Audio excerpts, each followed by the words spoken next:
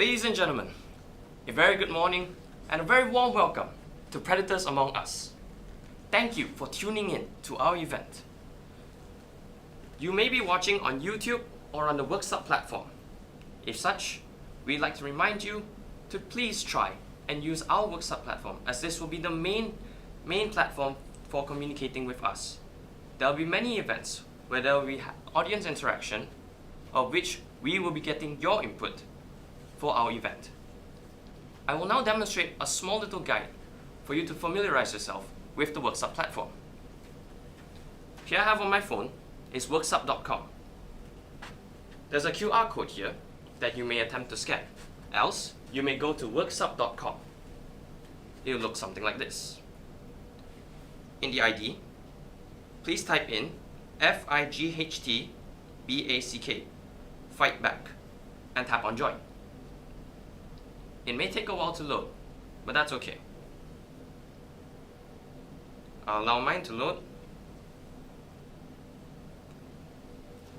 and you should see our agenda as well as the live stream here in the bottom left corner. This will be our agenda for the day. As you can see, we have a very strong lineup for the next 4 hours, of which our MCs will explain later on. There are a few buttons here and there. In each element, there are things such as details, Q&A, and tasks. Later on during audience interaction, you will be instructed to press on tasks at certain elements. Please do so, and we will get your input. In the bottom, you have the profile, meetings, as well as participants. We will not be using the middle two. However, in order to register, please press profile and enter your details. Optionally, you may put in a picture. If you're a Toastmaster, please put in your club name as well as your titles. If you're a Rotarian, you may tell us your home club. And if you're a normal professional, you may tell us your job or your company or any organization that you are representing. If there are any further questions, we will be online on live support, which you can access in the top left corner. You may chat with the organizers if you have any questions. Until then, I will now pass the floor to our president, Mr. Akram Yunus, who will give you the opening address. The floor is yours, Akram.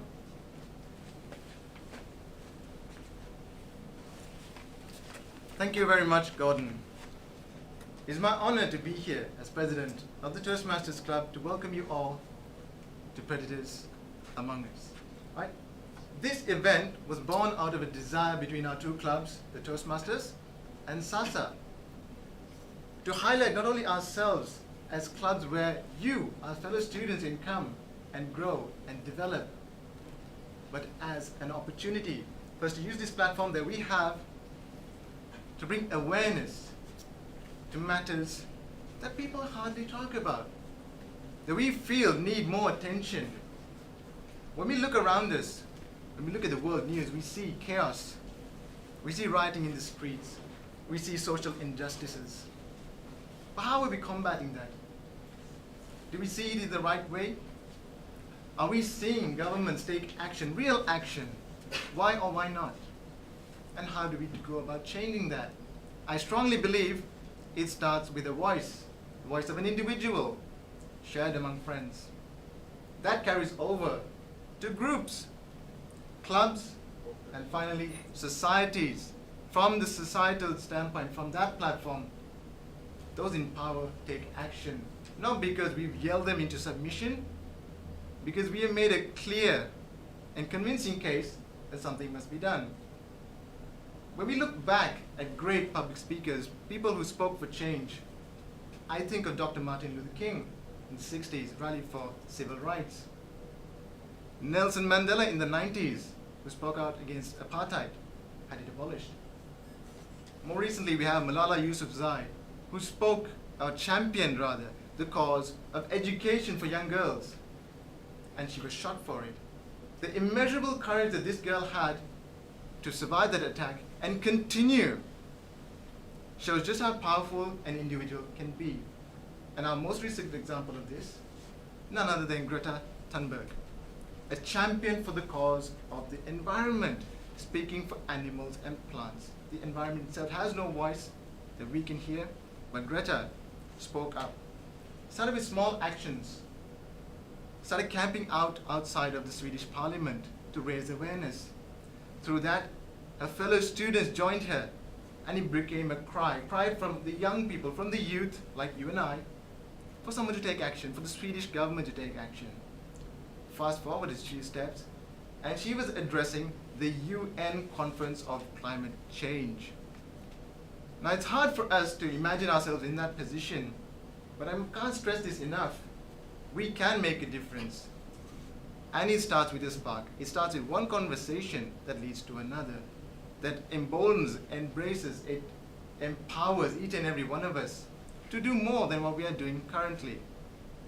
With that, I want to share with you some key takeaways from the illustrious speakers that I just mentioned. Each and every one of them speaks with clarity in their voice so that whatever they say is not misinterpreted. They have conviction in their message so that we believe in what they say. And finally, they have the utmost confidence in themselves so that we do not doubt any of their actions. Ladies and gentlemen, without further ado, let me bring to the stage, or to the floor rather, our MCs for today, Kingston and Shane.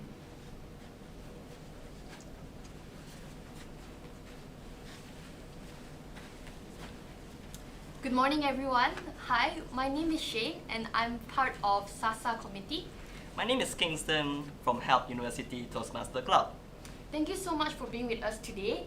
I know that on any regular Saturday on a 10 a.m., most of us will be sleeping in, so you're here. You're here with us whether or not you're in bed sleeping, whether or not you're on the couch, whether or not you just got out the shower, you're here with us, and I just really want to express how grateful I am, how grateful we are that you're here with us. Tell me, Shane, how do you feel right now? Honestly, guys, I'm feeling a bit nervous, only because it's my first time MC, and this event is such an important event, and I just hope everything goes smoothly. How about you, Kingston? The same goes for me, but I have a little bit of excitement because we have a lot of things prepared for all the audience. We hope you, whether here with us physically or sitting in front of the screen, we hope that you're excited at us.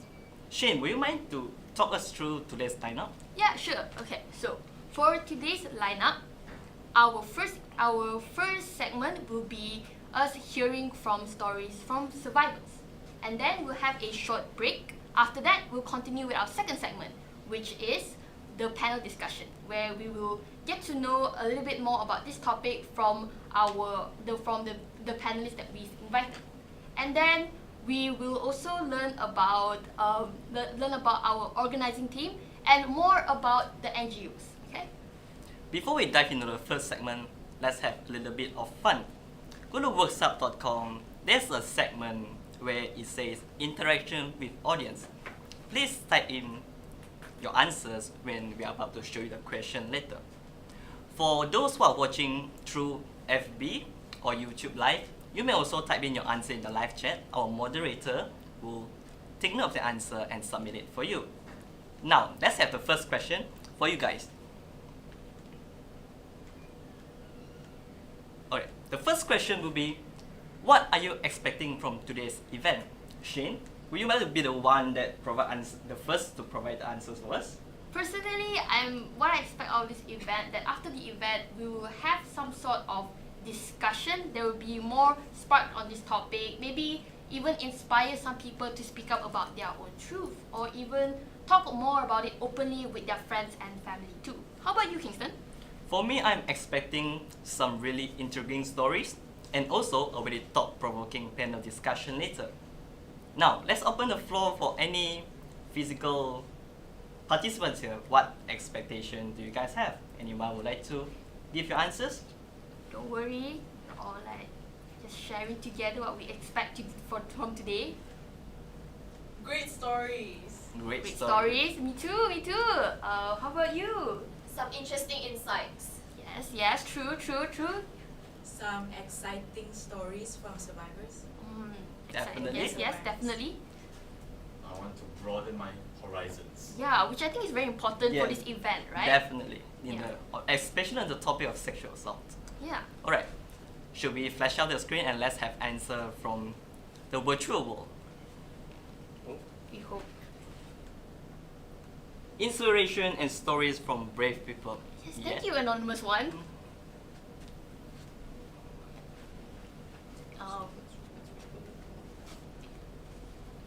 So, We're gonna give a few minutes for the answer to flash out. Let's just wait a little bit from the audience from the virtual world.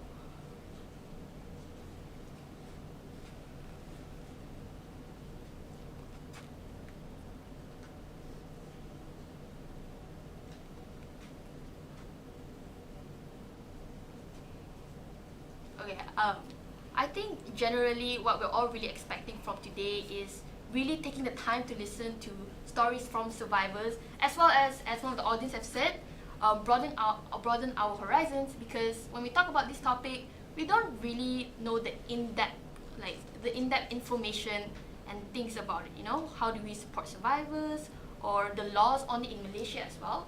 So hopefully from today, you will get it from today. Yeah. Let's move on to our next. Oh, there's more. All right, nice. Let's go through each Yeah. question one by one. Experiences, yes. To learn more about sexual assault, what are signs of it? How can we create a culture that assault is wrong? Thank you, Anonymous Tree. Very great expectation from this. Great stories, Lessons lessons to to be be learned. Yes, that's true. Yes, true. True.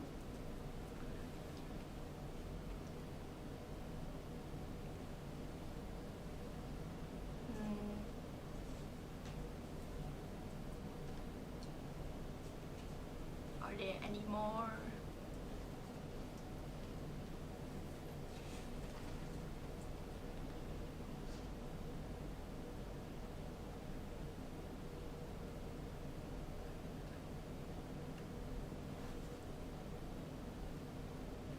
Alright, it's okay. I think the audience flow is still slowly coming in because it's still early and we are just started.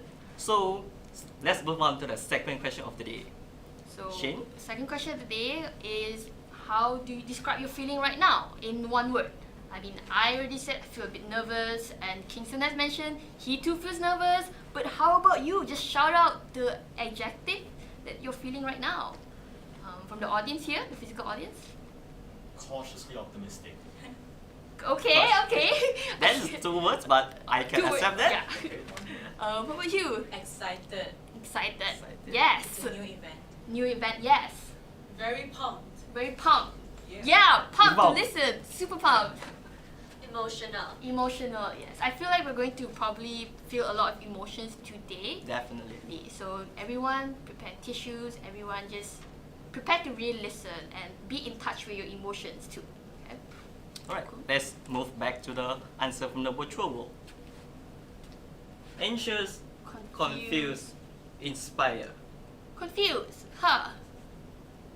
It's okay, we're all a bit confused, but hopefully you won't be confused by the end of this event.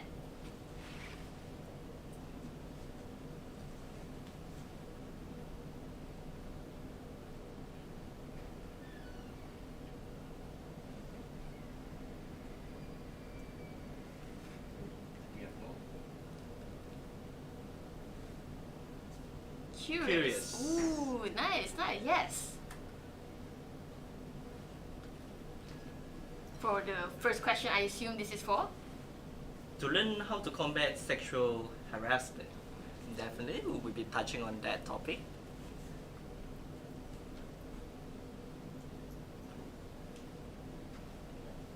I expect this is from the first question as well. Yes.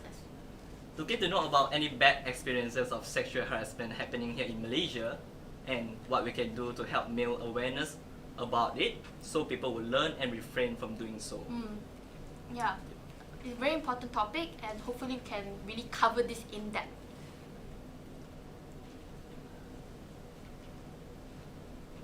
I expect answers to unanswered question. Like, is it possible to totally rid of the world of rape culture?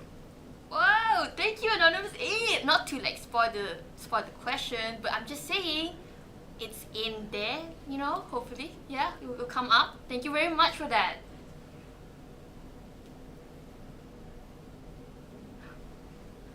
The word of the day I see is excited. And also confused. Hopefully, after the event, you will not be confused anymore. At least I hope. Yeah. Learn is also a word. Yeah, I'm really excited. For me, I'm also really excited to learn more about it. Topic. Yes, we will be covering various topics. Make sure you stay tuned for the panel discussion. We have a lot prepared for you. Hopeful. Yeah.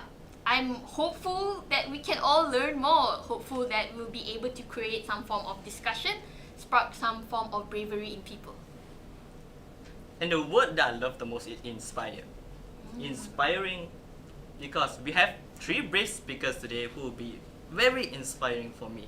I've personally heard their stories and damn, I was really inspired. And make sure you are ready for that.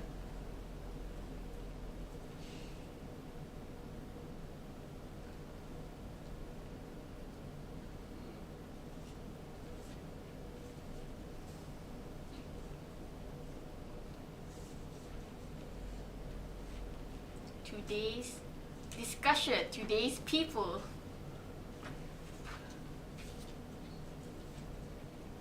Thoughts? Yeah, what kind of thoughts are you having right now? Thoughts about whether or not these stories, will you be able to relate them? Whether or not your family members or friends have experienced them? Are those the thoughts you're having? Because now that you've mentioned thoughts, I'm thinking about that too.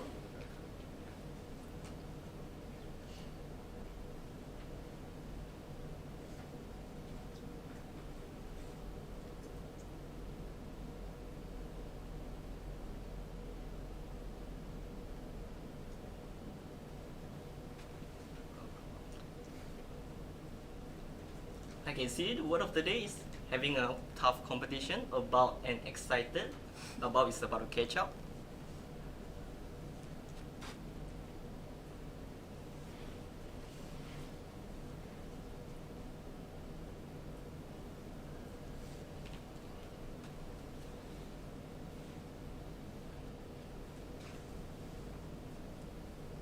Any more words are we expecting? Just Supportive. Supportive? Yeah. Oh, that's a new word, supportive. Yeah. I'm feeling that way too, to be honest. Like, really in the mood to hear some stories, to be super supportive, you know, in a safe environment, because I believe in today's event, it's a very safe and open space. And I hope you feel the same way too. So later on, you can just feel free to share your thoughts as well. And yeah, being supportive, you know. Alright, any more answers from the first question?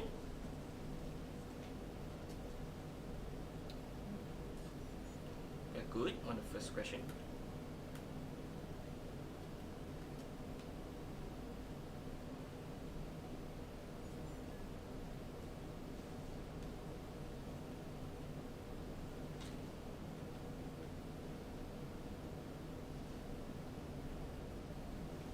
It's okay, I think most of us have just spoken up and our brain hasn't functioned yet. It's okay, never mind. So let's not delay. Let's move to the first segment of today. Shall we? Yes, we shall. So our first segment for today, as stated, will be the segment where we hear stories from survivors. Yep. Right? We have 3 brave and young souls who will be sharing their stories and experience about sexual assault as well as sexual harassment. Disclaimer, please. These stories might be emotional or triggering for you when you listen. So if you can't handle it, I highly encourage you to take a step back, take a breather, and come back whenever you feel comfortable. Take care of yourself first, so don't feel bad or feel worried or anything. Just the most important person is you, so please do take care of yourself. If, as Kingsley said, need a breathe. Okay? So let's talk about our first speaker of today. Our first speaker, her name is Iris Fu. Iris is a human resource student from Help University, and she is a huge advocate for mental health issues and for awareness for sexual assault and harassment. Today, she will be sharing her own story, her experience with sexual harassment. Iris, coming to terms with my sexual assault. Iris, the floor is yours.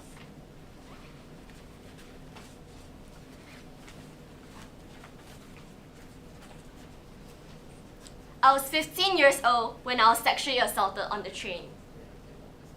After having dinner with a family member and a family friend, we walked to the nearest station and took the train back. I stood and held a train handle while the rest decided to occupy seats nearby, as the train was relatively empty. I felt a slightly uncomfortable gaze from the man standing across me, but I chose to ignore it, assuming I was overthinking things. Because all the stories I've heard of people being molested on the trains were always very crowded. That was my biggest mistake. Just a few minutes later, the same man would rush to grab my crotch and left seconds later when the train doors opened. The incident happened so fast that no one around me noticed anything. When I locked eyes with the perpetrator, he stared directly right back at me, as if nothing had just happened. A man in his 20s, wearing a blue shirt and khaki pants. He could otherwise look completely normal. Yet, this was the same man that caused me to suffer emotional turmoil for almost half a decade. I kept telling myself, maybe it didn't happen. Maybe I was thinking things. That was until I spoke to a family member a few weeks later. I could barely even finish my sentence before I bursted out crying. Because I could still feel that man's disgusting hands crawling all over me. It doesn't matter how long or how short. It doesn't matter how long or how short sexual assault happened. It will forever leave a scar on the victim. It could be 5 seconds of pleasure for the perpetrator. There will be a lifelong trauma for the victim. I've always been terrified of talking about this incident and coming to terms with it.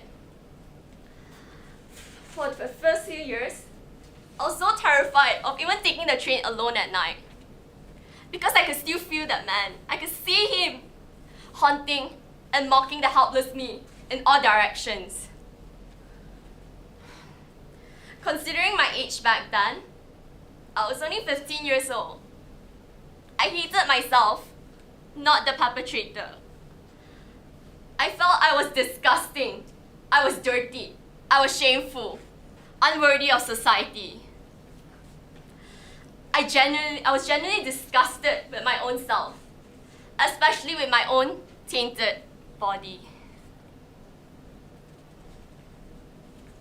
I even tried to victim blame myself, saying that I was at fault for not doing anything back then because I was just frozen, cold, said nothing. But let's face it, nobody teaches you how to do anything when something so horrifying like that happens to you. It took me a long period of time before I felt mentally and emotionally okay to take the train again at night. My trauma hasn't completely gone away yet, even though I've been actively seeking therapy. However, I know, and I'm fully aware that this incident does not define me as an individual. I'm a daughter, I'm a sister, I'm a friend, I'm an activist. I'm not the same person who was groped on the crotch when I was 15 years old. Most importantly, I have now changed. I'm now a person who is capable of standing up on my own and speaking about this incident with no ounce of shame or guilt. because I know it's not my fault. Well, I read plenty of stories, news, statistics. I knew exactly how prevalent sexual assault was. But yet, it was always an anonymous victim. I couldn't tell or knew anyone who had shared something similar or had a similar experience. I thought I was perhaps just an unlucky victim. However, I had an open conversation with my friend about sexual assault and harassment, and I realized that all of us had encountered various degrees of sexual assault in our life. Unfortunately, no one talks about it because they equate it as shame and embarrassment, especially in our culture. After careful consideration, I made the decision to publicly speak about this incident and what happened to me 5 years ago on my social media. I wanted to show how common it was and that it could happen to anyone around you. It could be your friend, it could be your sister, it could even be your brother. It could just be someone you knew, but they just never spoke about it. I'm willing to put myself out there if it means that someone is willing to reach out and get the help they need. I know for a fact that if the 15-year-old me had seen something like this back then, I wouldn't know I wasn't alone. I wouldn't have been feeling the same insecurities I had back then. By using my platform, I wanted to show sexual assault happens to real people, and that I'm not just a faceless or a voiceless individual. This is my story, and I'm not letting anyone take that away from me. On that note, sexual assault can happen to anyone, regardless of their age, gender, sex, or race. Take each story you hear seriously before victim blaming someone. No one deserves to be sexually assaulted. No one ever asked for it. And no one deserves to be silenced for wanting to speak out. It is never your fault. And you do not deserve to be hurt by this. I stand by you, and I'll give you my full support. Thank you.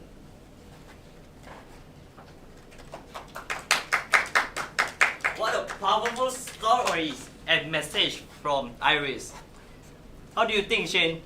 I think it was really inspiring, especially on her story of why she decided to speak up about it on social media, because she felt like she didn't think survivors should remain voiceless, shouldn't remain faceless, and yeah, then they shouldn't. Thank you so much, Iris, for sharing your story, for being brave enough, for being the person that inspired another person to speak up about. I really like the line from her. It will leave a permanent scar. It will leave a traumatic experience. This is a message we are trying to convey. It might be pleasure, 30 seconds or 1 minute for the perpetrator, but it will leave a permanent scar on the victims. And that is something we should take note of and be wary about. Yes, and like another thing, she also mentioned about how she spent years thinking like, oh, it's only me that experienced this, oh, maybe I'm just unlucky, but that's not true. Unfortunately, we live in a really sad world that many girls or boys actually experience this in public.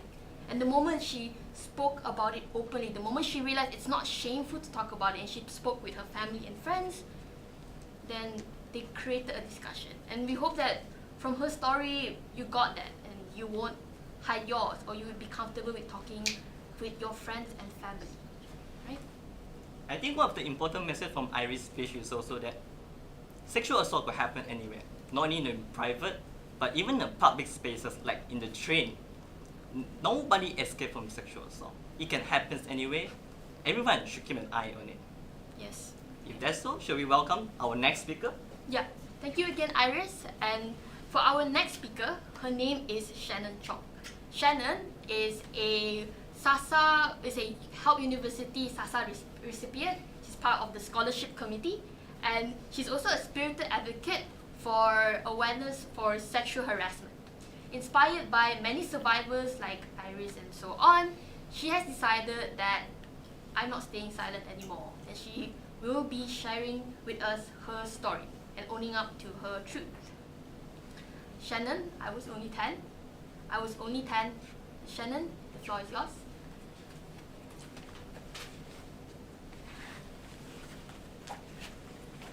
I was only 10. Puberty was still fresh for me. It felt like experiencing a whole new world. Unfortunately, I was objectified by a family member of mine. He was my cousin. Every single memory of me being sexually harassed is still vivid. Horrifying, I must say. These experiences felt like a never-ending race because the adults in my family decided to turn a blind eye to my need for help. He was a minor, only 13, they said. These excuses that were given by my parents spiraled in my head, manipulated me into thinking that I should be nicer to him just because he's family. But this gave him an easier way for him to sexually harass me even more. I was fearful. This lasted for 2 years. He was self-pleasure while touching me, hide in my grandmother's room to get a glimpse of me changing, take pictures of me showering, and the worst, he would record videos of me sleeping along with my private parts. There were many more. I thought about fighting back. I really did. But the idea of fighting back brings me anxiety. Because whenever it happens, my body would just freeze. And I don't know, it was just freeze and let my cousin brother do whatever he wants to do with me. Even though my face wasn't showing much emotions when it was happening, but let me tell you this, my mind was losing its sanity little by little because of the fear that I have. When I fought back, when I told my parents about it, no actions were taken. As a child, as a 10-year-old, I was disappointed. Seriously, I was disappointed. Because it felt like no one in the family cares about their daughter. No one in the family cares about their sister. And I felt horrible.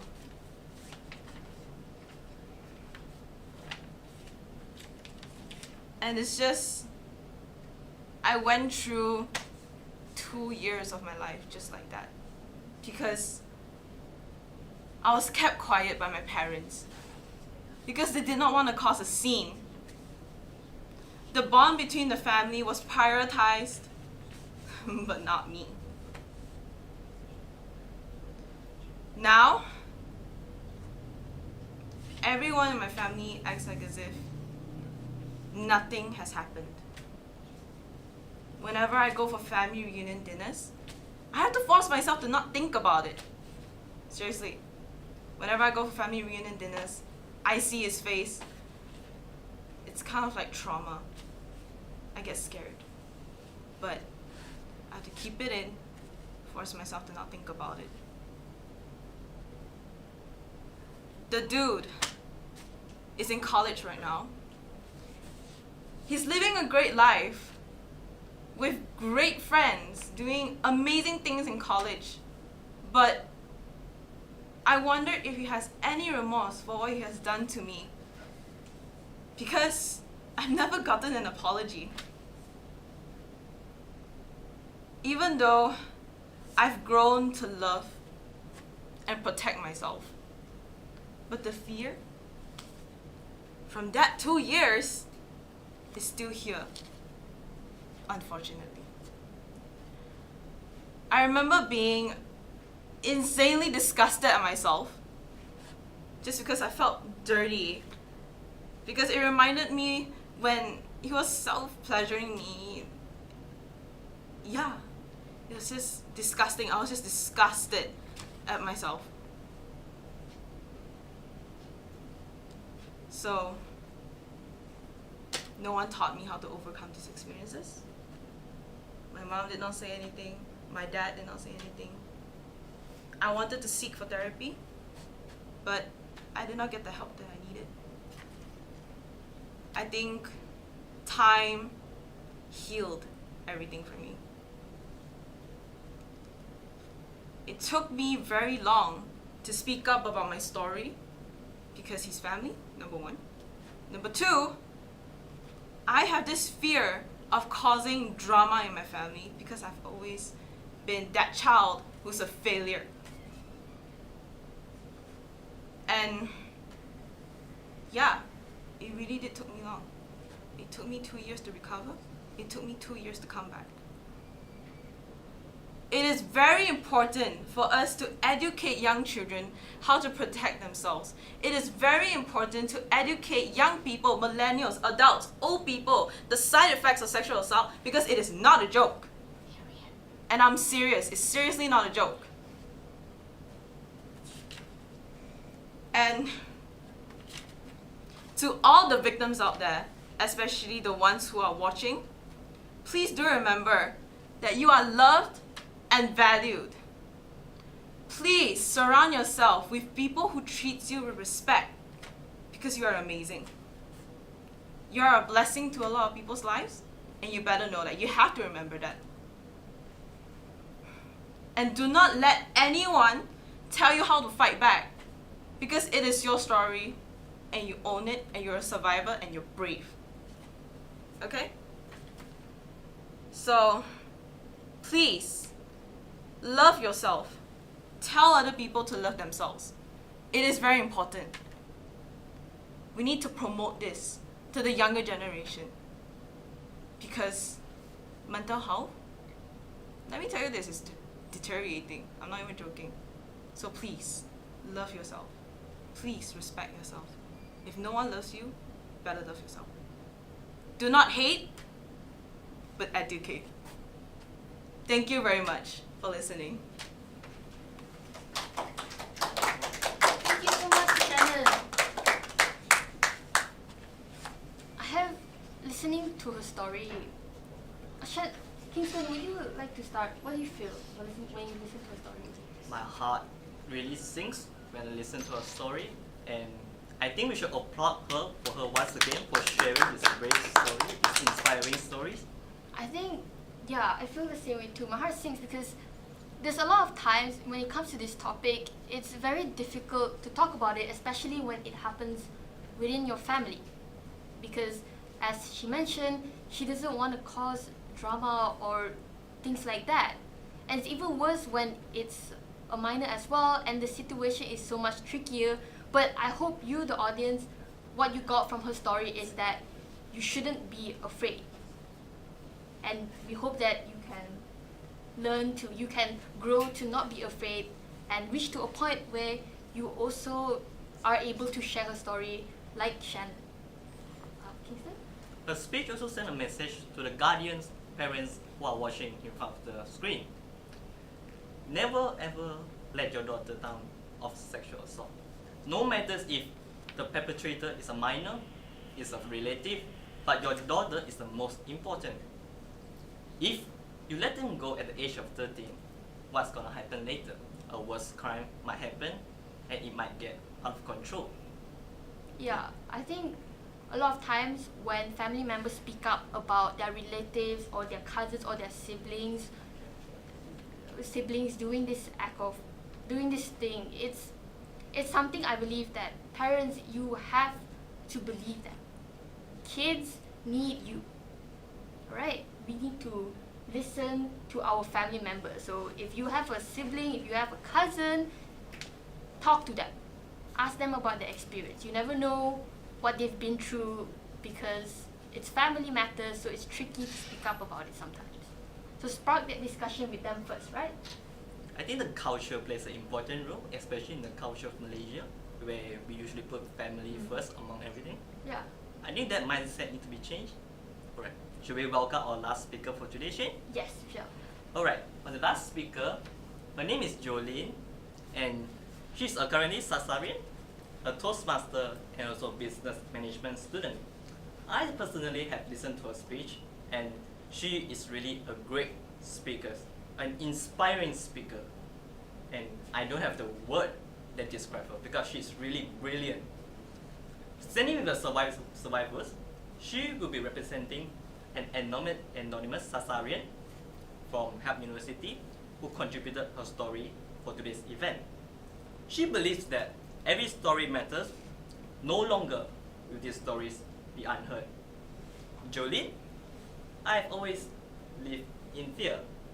I've always lived in fear. Jolene, let's welcome her to the stage.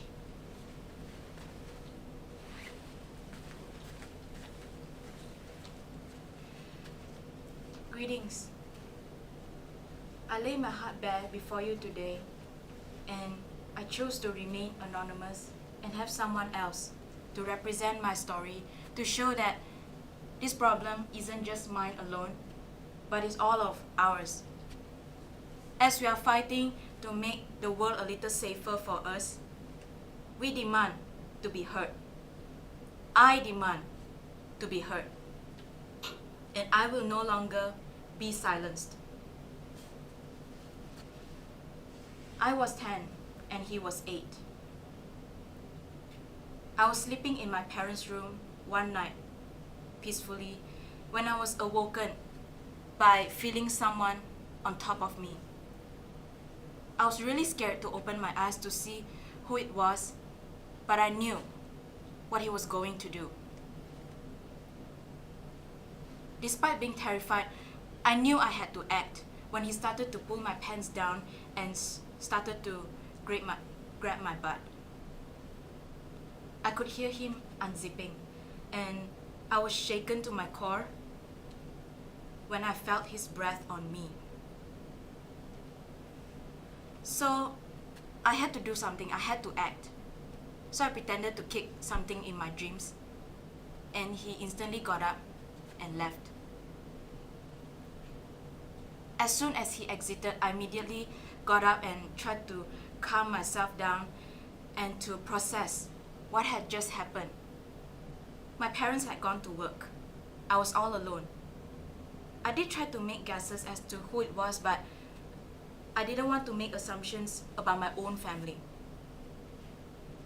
So I thought to myself, hey, maybe this won't happen again. Just calm down.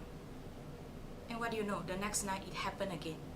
But this time, I gathered up all my courage and turned around to see who it was. It was my cousin. And the minute we made eye contact, he instantly got up and ran downstairs. What made my blood boil was he pretended nothing had happened when I looked at him in the eyes. He just smiled at me like he didn't just attempted to do something so disgusting and so inhumane. I was scared and angry and confused. Why did he just pretend that nothing had happened after what he did to me less than an hour ago? What makes him think that it was okay? Who told him that it was okay? What gave him the right to touch me? I felt so helpless. I was afraid that if I told my parents, they would just think that I'm making up stories. I had no choice. I had to protect myself. So the next night, I placed a stick near my bed. My parents saw, and of course they laughed and started to ask, why did I do that? So I just told them. And in a fit of rage, my dad stormed into my cousin's room and started to beat the hell out of him. And that same night, he swore to never do it again. It has been 8 years. And never once since then have I truly looked at him in the eye nor acknowledged his existence. He was dead to me. How can I ever forget such a disgusting experience? It was incredibly traumatizing, and it disgusts and frightens me whenever I recall it. How could I not see and understand the red flags before these incidents happened? When he put my head on his shoulder while I was sleeping in that car on that road trip, or when I was 9, he told me to close my eyes, making me think that we were just playing a game, but no. Right then and there, he took my first kiss and just walked away like nothing had happened. How could I not see and expect the worst out of him? Why hadn't I fought back? What made him think that it was okay? How could he just pretend that it was all okay and that nothing had happened?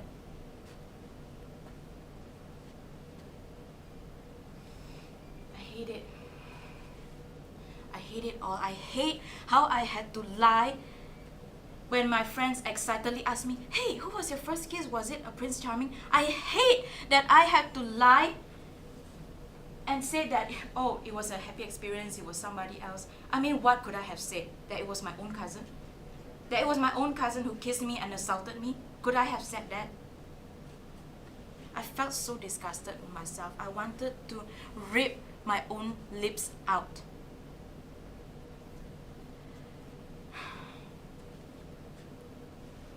What he did was unforgivable.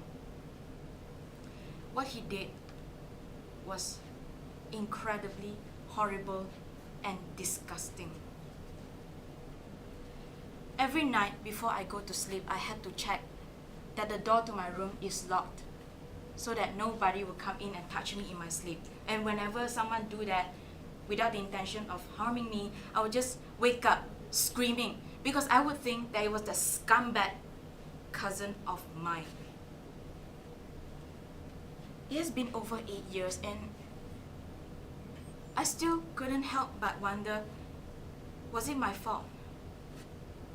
Was it my fault that I was assaulted and therefore traumatized? Was it because I didn't say no? Was it because I didn't fight back? What if I had shouted no? What if I had asserted myself that this is my body, this is my right, that you cannot touch me? What if I had done that? Am I still worthy of God's and my parents' love if my body was defiled? I was scared. I was scared and confused. I was just a scared little girl. And what could I have done when I was in that state of fear? No one should ever experience sexual assault, harassment, or rape. It is immoral, horrible, disgusting, and utterly terrible. And I didn't deserve to go through any of that. There are people, there are kids out there experiencing things worse than I did, and they don't deserve that. They didn't ask for any of that. They weren't born to do that. If you've ever experienced any of this, I ask that you speak up, because you are not alone. You have your parents, you have your family, you have your friends, you have people like me there for you. You will be heard, you will be seen, your voice will be heard loud and clear. Please, do not listen to those people who are trying to make it your fault that you were assaulted. No. It was not because of what you wore. It was not because you let him. It was not because you didn't say no. No. I was wearing my pajamas when he came into my room that night. I was wearing my school uniform when he kissed me when I was 9. The main problem here lies in the mind of the offender. So please, speak up and do not ever keep a thing to yourself. I just want to tell you that you don't deserve it. Don't think that someone may find it a burden if you told them. Because let me tell you, every time you choose to keep quiet, fear, pain, anger, anxiety, hatred will consume you every time you choose to keep your mouth shut. Starting today, we will fight, we will speak out, and we demand to be heard, and we will expose the predators among us. Thank you.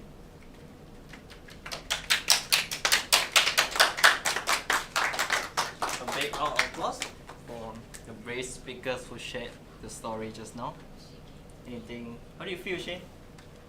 When I listened to Anonymous Story through Jolene, I felt like I realized something common with all three speeches, where there was always a time where the survivor would think it was my fault, it was what I wore, oh, I didn't say no. But as they've mentioned, it wasn't their fault.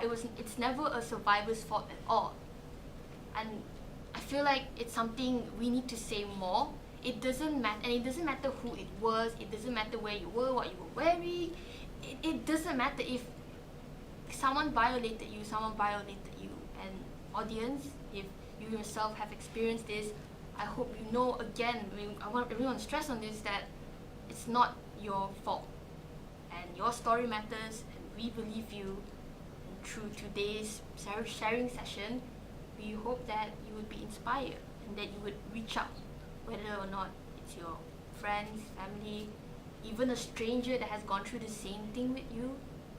Just reach out. What do you think, Kingston? I think Julian's speech reminds, again, the parents who is watching in front of the screen. Always pay attention to your child. And if you are the victim, learn this anonymous person. Speak to your parents about it. Do not hide about it, because it's always never your fault. Right now, let's invite the three speakers to share their thoughts after sharing their story, shall we? Let's hear a little bit of thoughts from them. Shall we invite all our three speakers, Iris, Shannon, Jolie, to be here with us?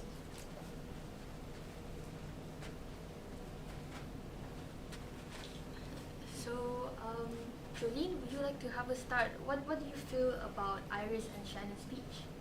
Emotional. They did very good, and they were very inspiring. And when you hear their story, you just want to stand up and slap the people that like, it angers me, it enrages me. I was like, Understood. Do you have any words you would like to just remind the audience?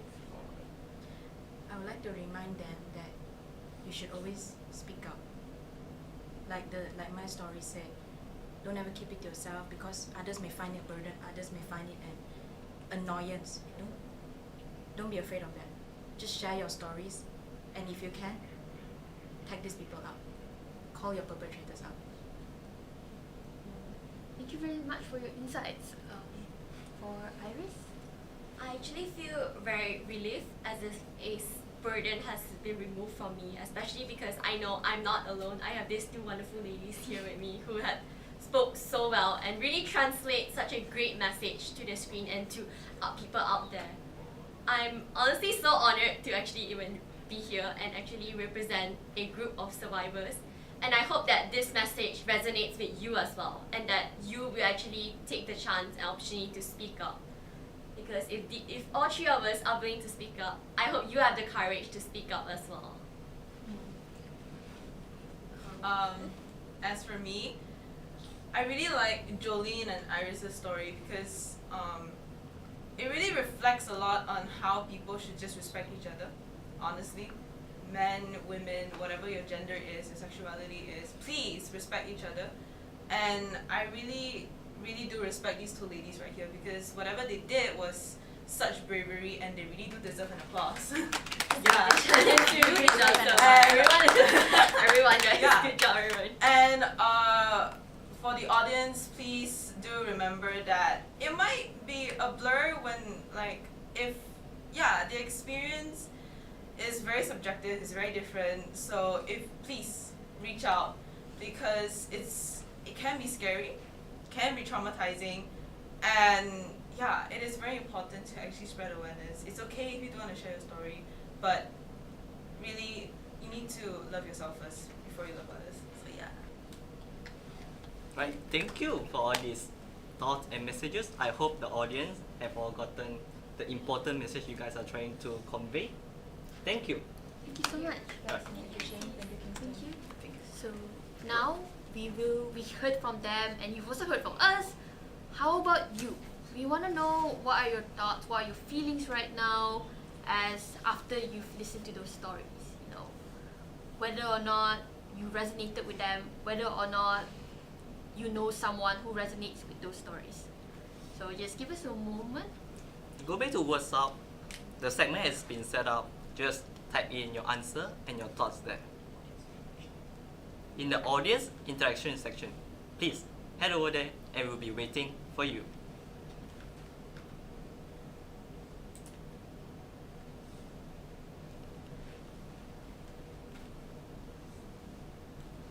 Alright, we have our first answer. Who was your favorite speaker and why? Let's dive into it.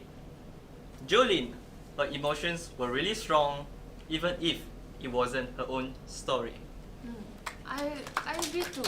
I think, right, if our friends or family or people we know, if they're not brave enough yet to speak up about it, I feel a role we can play as supporters for survivors is also helping to speak about their stories, you know, and gradually, hopefully, one day they will become braver and they will speak about it on them or for themselves, right, Kingston? Yep. I feel silly to make this mistake, but we forgot to thank the Sasarian who contributed her stories. Back your father on deck. For an anonymous Sasarian who is watching, we thank you. Thank you. For your contribution of the story. It was really an inspiring one. Let's move on to the next answer. Keep them coming. We'll just wait a few moments. I know it's quite a lot of things to process, a heavy segment. So take your time. We'll wait here.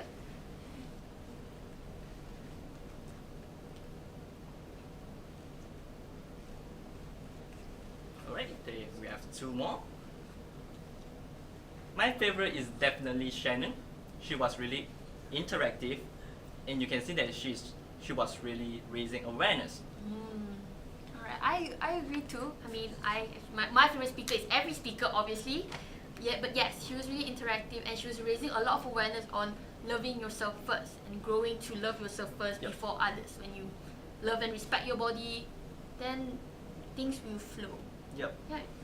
Always think about yourself before others, because if yourself isn't functioning well, you will not be helping others. Let's move on to the next answer.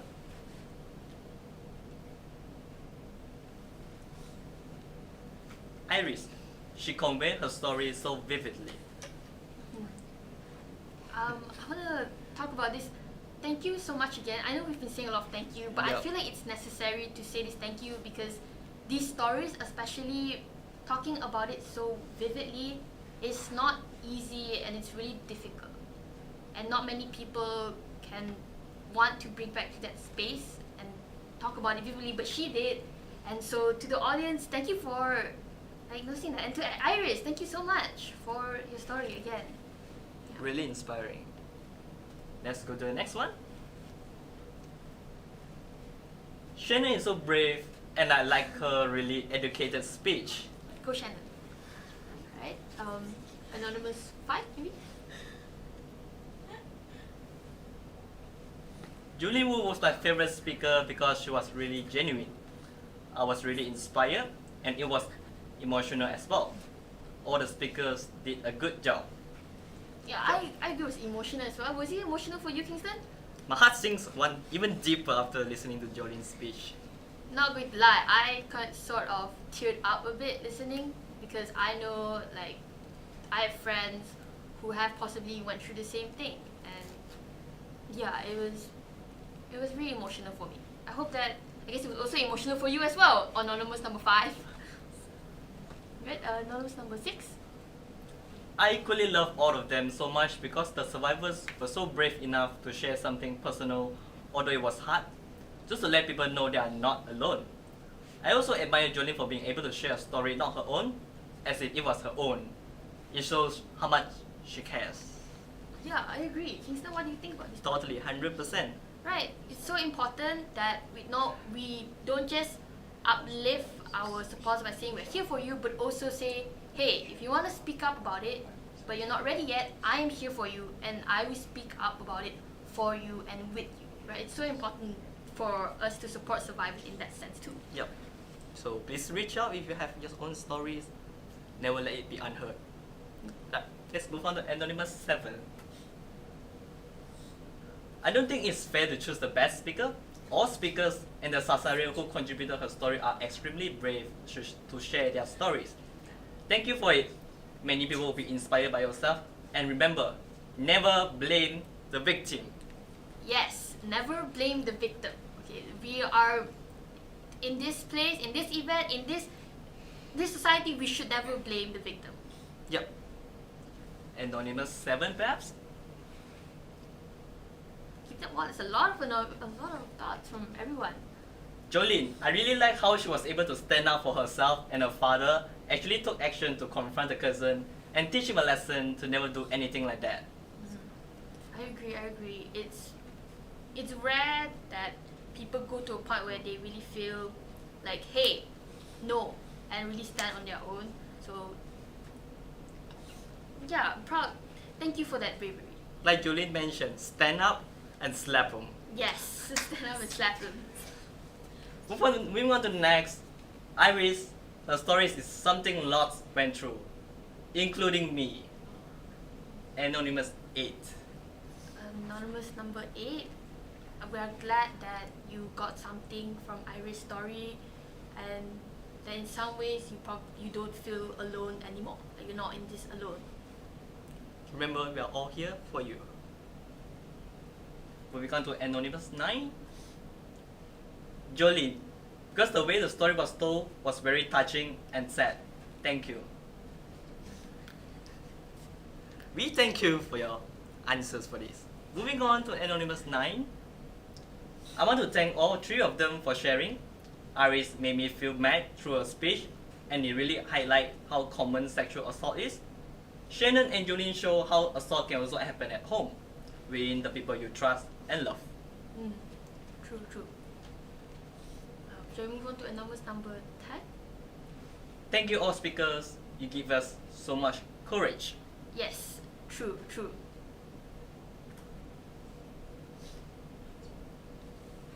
Alright, I think that's all we got, and we are a little bit short of time.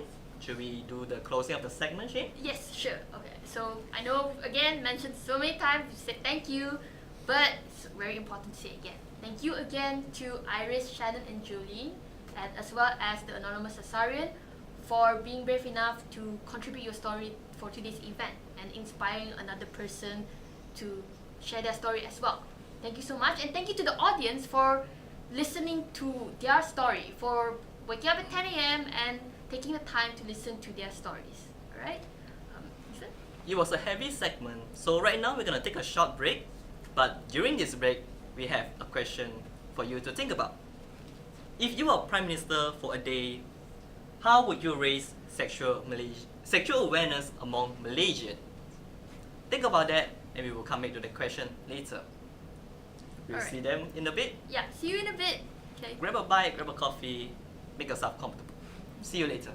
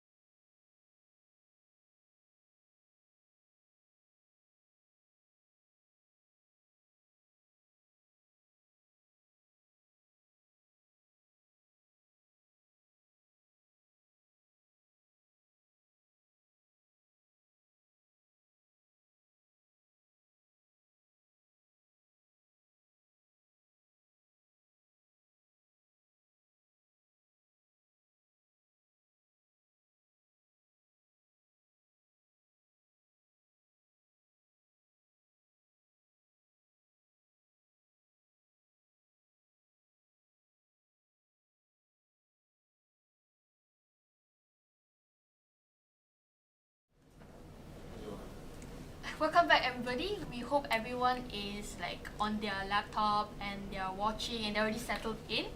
So as we will be starting our panel discussion right now. So for our panel discussion, we will have 5 topics, and each topic we will discuss it about 15 minutes. After that, we will open the floor to questions. Before that, Kingston? Before that, if you haven't been on Workshop yet, please go to Workshop, type in the ID Fightback, FIGHTBACK, and join us on Workshop. Now, let us introduce our panelists for today. For our first panelist, we have Farzana Fir from Monsters Among Us. Monsters Among Us is a youth organization combating child sexual abuse in Malaysia through advocacy, education, and providing a platform for community involvement. Next, we have Farah Rom from For Youth Initiative KL, also known as FYI-KL. FYI-KL is an initiative that advocates for women's rights and sexual reproductive health. They run online campaigns and discussion on women's issues and sexual reproductive health and rights, aiming to create positive and honest conversation on topics that's deemed taboo in the Malaysia culture. Next, we have Trish from Red Talks. Red Talk is a youth-led organization powering to normalize periods, advance sex education, provide a safe space for all to do so, and they are also a champion of the hashtag Jom Cuti Haid, which advocates for menstrual leave. Last but not least, we have Yang Berhormat Michelle Ng. YB Michelle Ng is the State Assembly Person of Subang Jaya. She was also a former Helpian and SASA recipient. She is an active advocate for mental health and sexual awareness. As a lawyer and publicity secretary of the DAP Women's Selangor State Committee, she has extensive knowledge on laws and women's rights. Let's welcome her with an applause. Alright, Chef, without further ado, let's dive into the topic of today. Would you like to start first? So our first topic of today is the stigma and culture on sexual assault and harassment. In 2017, there was an article written by Malaysia Kini that mentioned how society belittles women who talk about sexual harassment, and we put the blame on women for drawing the attention of the rapists. As you can see, this is kind of like a stigma and also the rape culture. Do you guys believe that it's possible to stop rape culture entirely? If not, what are the steps to reduce rape culture? Monsters Among Us, Fear, would you like to begin with us? Okay, thank you so much for having me here. Definitely, for Monsters Among Us, we believe that it is possible to stop rape culture entirely, but it really starts with using sexual education as a tool or as a weapon. And since we work closely with children, starting early and doing it often is the way to go. You know, a child is not young enough to understand, about consent, about what a healthy relationship is. And if we take longer time to intervene for them to understand the proper understanding or the proper values that they should be holding, they'll be too late. Because then, by then, if they feel that we can objectify women or we can be abusers, and it's okay if a teacher touches a child that way. It's okay. So, and I believe my friend Farah can talk more about sexual education, but there's a long list of myths that is stringed along, the idea of sexual education. We need to redefine on how we see sexual education. So that's my answer. Yes, it is possible to stop. So everyone here needs to play a role. Okay, thank you. Does anyone of the panels want to touch on whether or not it's actually possible to stop it entirely? I think that should be the gold standard. It's definitely going to be an uphill battle. I don't think we're in denial about that, especially with the rate. It is going on in the entire world, not just in Malaysia. What needs to be done? I believe, yes, of course, sexual education is something that we need to work on. In my time, it was only taught through biology when we were in Form 3, I think, something like that, right? But what I'm pleased to see is that I think YB Ching, at one point, she was a huge advocate of making sure that this happens. And what she has done is trying to implement it at the preschool level. At the preschool level through the PJK subject. But Be that as it may, even through the system as well, what we notice are still challenges in terms of it's still seen as a taboo subject, especially by implementers, and implementers by that I mean teachers. And so when it comes to that topic during PJK, what would normally happen is they would substitute it with another subject. So they would teach math instead or science because they just don't want to touch that subject. I think it's a challenge that we all have to go through. The syllabus is already there, it's a matter of making sure that it happens. Okay, thank you. Thank you for your answer. If it's clear that the goal is always going to be to stop rape culture entirely, because that's what we all want, right? To not have people feel unsafe in our society. Do you think like this is something Malaysia can actually achieve in, let's say, 10, 20 years, or you feel like there has to be in 50 years? Would you like to comment on that, Farah?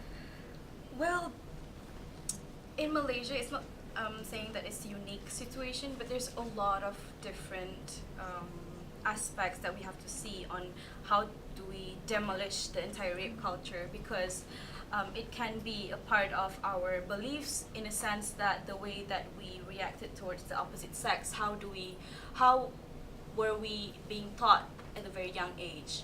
A lot of the times, if you're talking about children, you are obliged to obey to older person. So there's like a there's different aspects like age-wise, power-wise. So in rape culture, it is really strong in dominance, the dominance of the perpetrator, right? So we have to kind of break that apart first. Like we have to identify that particular aspect, like power, but dynamics really influence, sexual violence or sexual assaults. And it's not just about lust or about sexual pleasures. It's not that. So once we have that discussion of power dynamics, then we can continue of debunking the myth of sexual assault, sexual violence. Yeah. So I would assume that the question is maybe in a 50 years Yeah, old yeah, we can. Yeah. 'Cause it is a Until lot we of have that physical. kind of conversation. Yeah. Because even in schools now, like we don't have this kind of. For example, there's a lot of workshops happening outside, right? But in schools, you don't get this kind of information. So just by having that kind of info and knowledge from school, it's gonna take quite some time. Yeah. So I'm just gonna say it's gonna take quite a long time. But if we're here like together, and a lot of people out there like watching this, if they step up, it's possible. 20 years. That's the hopeful, yeah. To be optimistic, guys. Let's be optimistic. Yeah. Thank you for your answer. Red Talks, would you like to comment on that, or would you agree, or you feel like we can possibly do it in 20 years, the optimistic way? Yeah, I definitely agree with everyone. I think that there is a lot to unpack when it comes to rape culture, because me, for example, I wasn't able to provide a textbook definition for rape culture until I had to do some research for this talk. And I have a quality education, and not a lot of people do, and I think that making this topic more accessible to local schools and other international schools in Malaysia is definitely the first step towards overcoming that. The stigma and rape culture. Yes. Okay. Veer, Wadi, would you like to add to that? I think it has to be a continuous effort. Even if you reach a point where, and it's absolutely difficult, where one day in Malaysia, let's say you record 0 cases of rape, does that mean that you stop what you are doing? I don't think that is what we are saying here, right? So we have to be really realistic in our approach as well. I suppose, like I said, it's the gold standard, but once you reach it, it doesn't mean that you stop. Yeah, I think we have to put that caution out there. I'm good. Okay. Well, then I think we can wrap up our first topic. Thank you everyone for your input on this first topic. Let's move on to the next one. Yeah. Since we are already in the topic of sex education, let's dive a little bit deeper into this, shall we? Like, here's the context for you guys. Considering how Malaysia view all sex-related matters as taboo, like we all mentioned just now, and all these sex-related matters should be avoided in public, thus, we do not have a proper sex education at all. So here's the question. Should each state adopt a uniform approach to sex education and societal safety? Okay. I think the question there is state. We need to understand jurisdiction of governments when we answer that question. In terms of education, if you talk about jurisdiction, it falls under the Ministry of Education, and that's under the federal government. So you need to take a holistic approach across the board. If you talk about education in schools, right? If you talk about women, children, and community development, that again is also under the federal government as well. But be that as it may, all governments would have their role when it comes to this topic in terms of raising awareness. I suppose that is everyone's role, right? And I say everyone, not just government, but students, teachers, NGOs, stakeholders, so on and so forth. So that sets the tone a little bit. Now, uniform approach, I will also caution against that, because we are sitting here in KL, right? And how we understand things is very different from, for example, if you go into the interiors. So if you copy and paste subject matters 100% as you do here, you are not going to achieve the same outcomes. And I'm talking about that not just in terms of approach, but language as well, right? If you go to a Kampung Baru China and you use the syllabus that you're using here in KL, you're not going to get turned out at all. I'll be very frank with you. Or if you go to estates, right? I'm saying that these guys too have an interest in making sure they too have the same type of knowledge that we do. So uniform approach, perhaps not, but knowledge, yes. All of us should achieve to have a certain level of knowledge when it comes to sex education. But in terms of approach, it has to be tailored. Yeah, to echo YB, because the fundamentals should be there. Yeah. Like the course outline should be in line with the whole the international standards of sexuality education. But when it comes to different communities in Malaysia, you know, KL children who are in city center experience different things from children in Hartamas. While the distance is not that far. Yeah. But we as as implementers, as the adults, as teachers, whatever you call it, we have to acknowledge the different experiences these children have. It's not about the reception, but more about what their experience is very different from a child who is like 15 km away. So how do we navigate ourselves to reach to their point of view? But that too, as well as different age groups, surely their ability to comprehend will vary across the board. Whether you're talking about adults, working adults, or you're talking about adults that are older than that, university students, secondary school students, primary school students, preschool students, they all have varying levels of understanding. And so we need to be flexible in that sense. I think you mentioned before that how sex education is really like the core to how we really stop rape culture entirely, and how everyone, regardless of age, should really like learn about it. Then what age would you say, or how would you approach, let's say, a kindergarten to these kind of topics? Because they're young kids, and even around, I know my family, we don't say the words, we just give them funny names, that's all, and that's how they explain it, at least for me. So how would you guys like approach that? Would you like to take this? Okay, so yeah, when we talk about when we're gonna start sex education, we have to see what sex education is about. We have to see what constitutes sex education. So by definition, by international definition, there are 8 different elements. There are sexual health, there are violence and relationships, there are sexual reproductive health and rights, there are values and rights. So internationally, all these are under sex education. So when we say about starting to talk to kindergarten students, start talking to them when they start talking. But like YB said just now, the age appropriate way of what do we teach them. So as you can see, even kindergarten students, like, they're different. Those who are in the private school, those who are in primary schools, their conversations are different. Some, they already have these words in them. So again, it's tailored to the age group,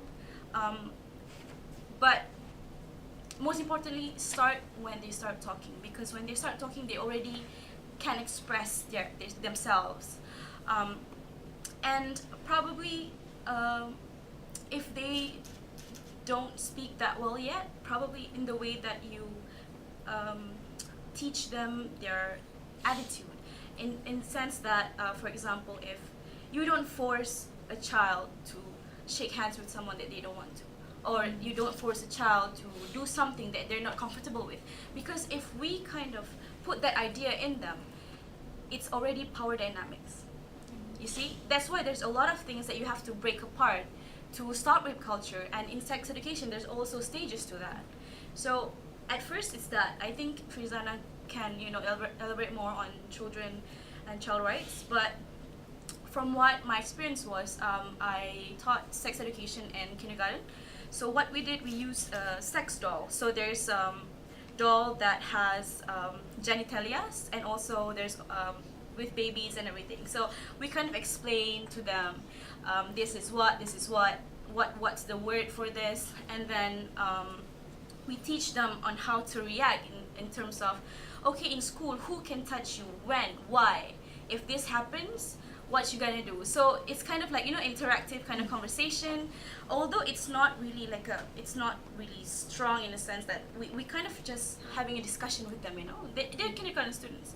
So in the way that you put it is just like, a fun way of, if your friends do this, would you be okay with it? And then they're like, no. So, that idea will be in them, and then continuously it will progress in a way that we teach sex education to teenagers different information. So that's how you start. I think also to add on to that, it's very important to have a holistic approach towards normalizing sex education for kids.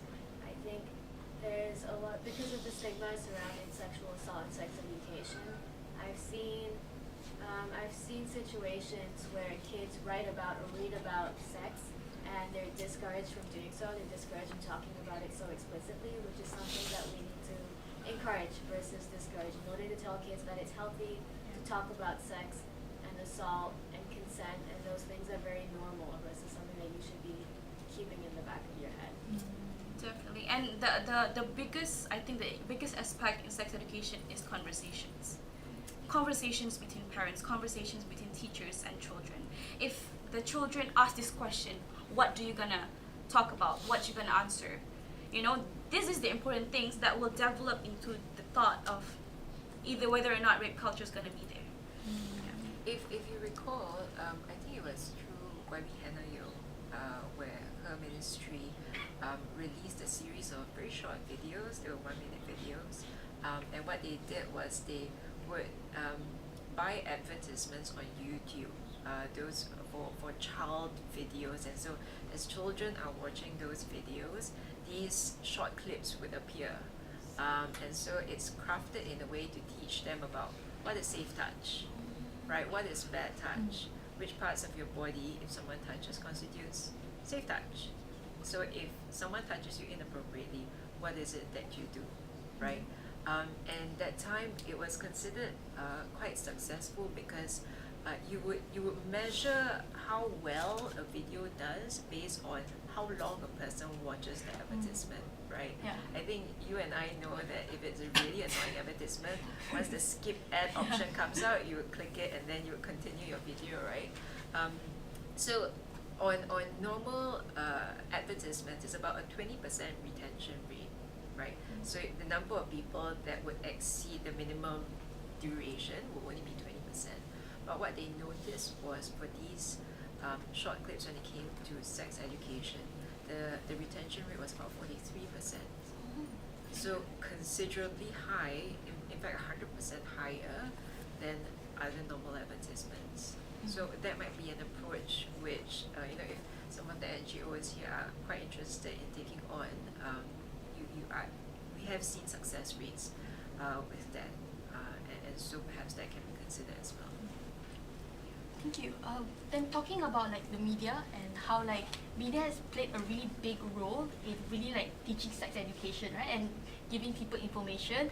And in our current climate, I think social media is a very powerful tool, right?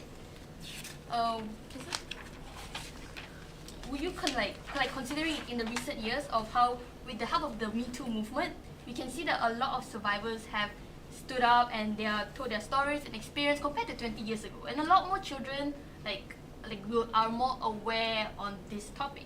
Would you consider the current social media climate more as a catalyst to sexual harassment cases, or as a platform to encourage survivors to speak up?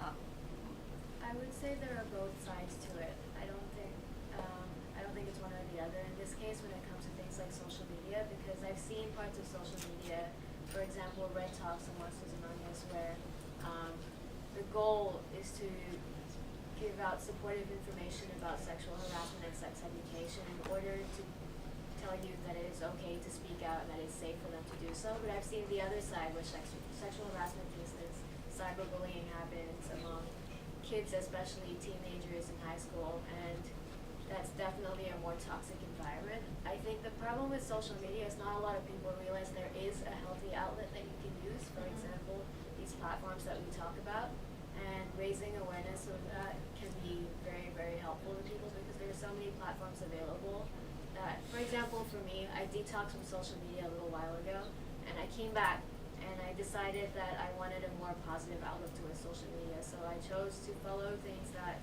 inspired me, things that motivated me and encouraged me to speak out about my problems and my experiences.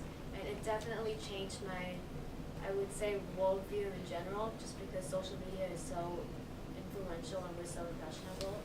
And I think it really just comes down to helping people realize that there is that part of social media that is available to everyone for free. If I may add, because internet is a new norm for us. I know it's been around for a decade or more already, but we don't have a handbook on how to be on Twitter or how to be on Instagram. We don't teach these things to children, and especially parents. They don't even know these apps exist. So the challenge that we have, of course, social media is a platform where we can further, empower and educate our young ones.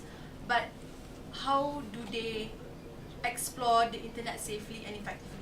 Are they able to use internet as a beneficial tool, or do they fall into those dark holes on internet? So really teaching our children on how to be a good netizen is one thing that we should also include in our official educational syllabus, or whatever you call it. Yeah, because internet is something that we really need to address, and it's a new world out there. Our children will like it or not, they will find new things that people around our age won't even know. The lingos that they use, like we haven't talked about TikTok yet. Like everything is like moving at a really fast rate. So, and there's no handbook to it. There's no course outline to it. So yeah. Definitely, I agree, because the influence doesn't just come from social media network, it also comes from video games. It's not that video game itself, it's the interactions between the video gamers. So I read some articles saying that Fortnite also is kind of like a place for, Roblox? I'm not sure exactly the name. Fortnite and Roblox. So it's an outlet for people to groom children. And my nephew is a part of that game. And, but he's the type that he talks to us about whatever that he discovered. So again, conversations are really important, and also being able to control your making decisions on exactly, the internet. Exactly. So if you do stumble upon these online threats, is the child able to make a decision that's able to save him or her from that threat? So that is something that we need to teach our children. In my view, what underpins this fundamentally is a need for values-based education. There is a need to teach our sons and daughters what it means to really respect one another, right? And to make sure that they hone that ability to impart that within themselves and others and the people around them throughout their lives. And I suppose that once you have that as a bedrock, then everything just springs from there, right? That also means that people who teach them these values need to be good examples as well. A lot of the times why we see our children become, members of society that can be better is because they probably in their lives lack people that they can look up to, that they might have suffered trauma themselves, right? And so there is a need to address this group of people and make sure that they too are not left out in society, and that they don't fall into this dark hole so much so where they become a liability. That's not what we want as well. And so all the more reason there needs to be a whole of society type approach, not just through government, not just through NGOs, not just through schools, but also through families, I think. That is an institution where if we address well, right, everything else will just spring from there. So whether it is online education, whether it is education even in school, just making sure that you reinforce that back home, I think is something that is really important, right? Because a lot of the times we see this tussle between teachers and also parents, right? What is taught in school, sometimes when you go home, the parents dismantle it. Or what is taught at home, then when they go to school, the teacher dismantles it, right? So there needs to be that type of synergy and reinforcement on both sides, and realizing that all of us have a role to play when it comes to sexual education. Well, okay. After you, sorry. Thank you. I think to connect that point back to the question, when you really think about it, social media is not something that was created by itself. We all know that. It was created by people, and it's powered by people. And by supporting communities and raising awareness about things like this, and allowing people to have conversations, that will translate to what we see on social media. We'll see a healthier platform because, like I said, it can be used for good. The problem is just the community's views towards certain things, how controversial it is, how toxic it may be. And if we work on building like familial relationships and community relationships, what we see on social media will be definitely a lot more positive, I would say. While we are at it, I have a very thought-provoking question. While we are talking about sex education just now, whether it's online or physical education, to be frank, we know that all religions touch on sex-related matters. Like we mentioned, a very good example just now, because what we get taught in school, we go home, our parents dismantle it, and whatever our parents teach us, we go to the school, the teacher dismantle it. Do you think that religions actually play a role in these sex-related matters? If so, how? I think religion, all religion teaches good, right? There's good in all religion. I think we need to set that as a fundamental basis, right? So the question for me is, how do we hone the qualities, the good qualities that religion teaches to enhance sex education, right? Which is why I emphasize a value-based education where you teach your kids values, and all of these too can be found in religion. So it has to be a type of synergy between the two, and try to use it to complement one another, because whether you like it or not, Malaysia is a very religious society, right? You cannot remove it, and the moment you try to do, it becomes a very dangerous territory, and you will get communities repelling you. All right, so I would not advocate for such an approach, because it is absolutely dangerous, and that would undermine what you want to do, whether it's as a government or as NGOs or as a society, right? So I think there needs to be a very holistic approach and a wholesome approach to it. Go into all religions and start talking about why is it that you do what you do? What is it that you believe in, right? What is it that you want to see in your society, in your religious community, right? And when you ask that question, you would notice that all of them want the same things. They all want good communities, right? They all want to be nice to each other, to be kind to each other, right? And isn't that the fundamentals that we want as well as building blocks when it comes to sexual education? I think the answer would be yes. Would you like to add on that? I agree with Raji. Religion should not be removed from the equation, because if you are able to use religion as a tool to educate and to make people more empathetic towards the issue and make them realize how significant it is for you to uphold or inculcate these values in your lives, then why remove it when it can be used as a tool to help the cause? Yeah. So how do we actually bridge that gap? Because knowing how important religion is in our country, and how a lot of times when sex-related matters are discussed, religion can't unfortunately plays a really big role that kind of stops us from really entering the discussion on sex-related matters, right? How do we bridge that gap? Would you like to take this question first? How to bridge the gap? Talking from experience, the way that we conduct our workshops with, I think, religious schools. So the way that we do it is we explain. For example, we are on the topic of body anatomy.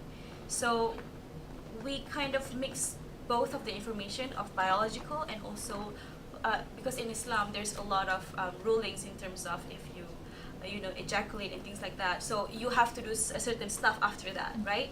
So that's how we kind of play it. Like, this is the information, for example, this is the biological, scientific information, and this is the things that can complement it in religious point of views. So that's why I can say from the approach that we take is combining both, because to be honest, like in Islam especially, it's actually quite comprehensive in a sense. Talking about periods and about this kind of things. Yeah. So it's just that it's not utilized well enough, and the way that the teachers are teaching, and it's quite different. So although we definitely shouldn't separate, because like what we said, like we are religious communities, right? Although some didn't identify as a part of any religion, but that's Malaysia. But at the same time, you don't let culture and religion somehow like conquers everything.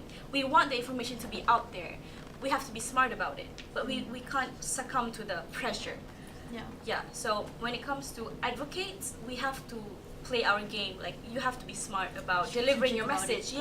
Teaching about it. Like when you discuss about certain stuff with people, as an advocate, you have to be the middle person. Although you can say like at a certain spectrum of like for example pro-choice and pro-life, but as an advocate, you have to be in the middle to be able to discuss with these people. Like you have to connect with their mindset. Like how do you?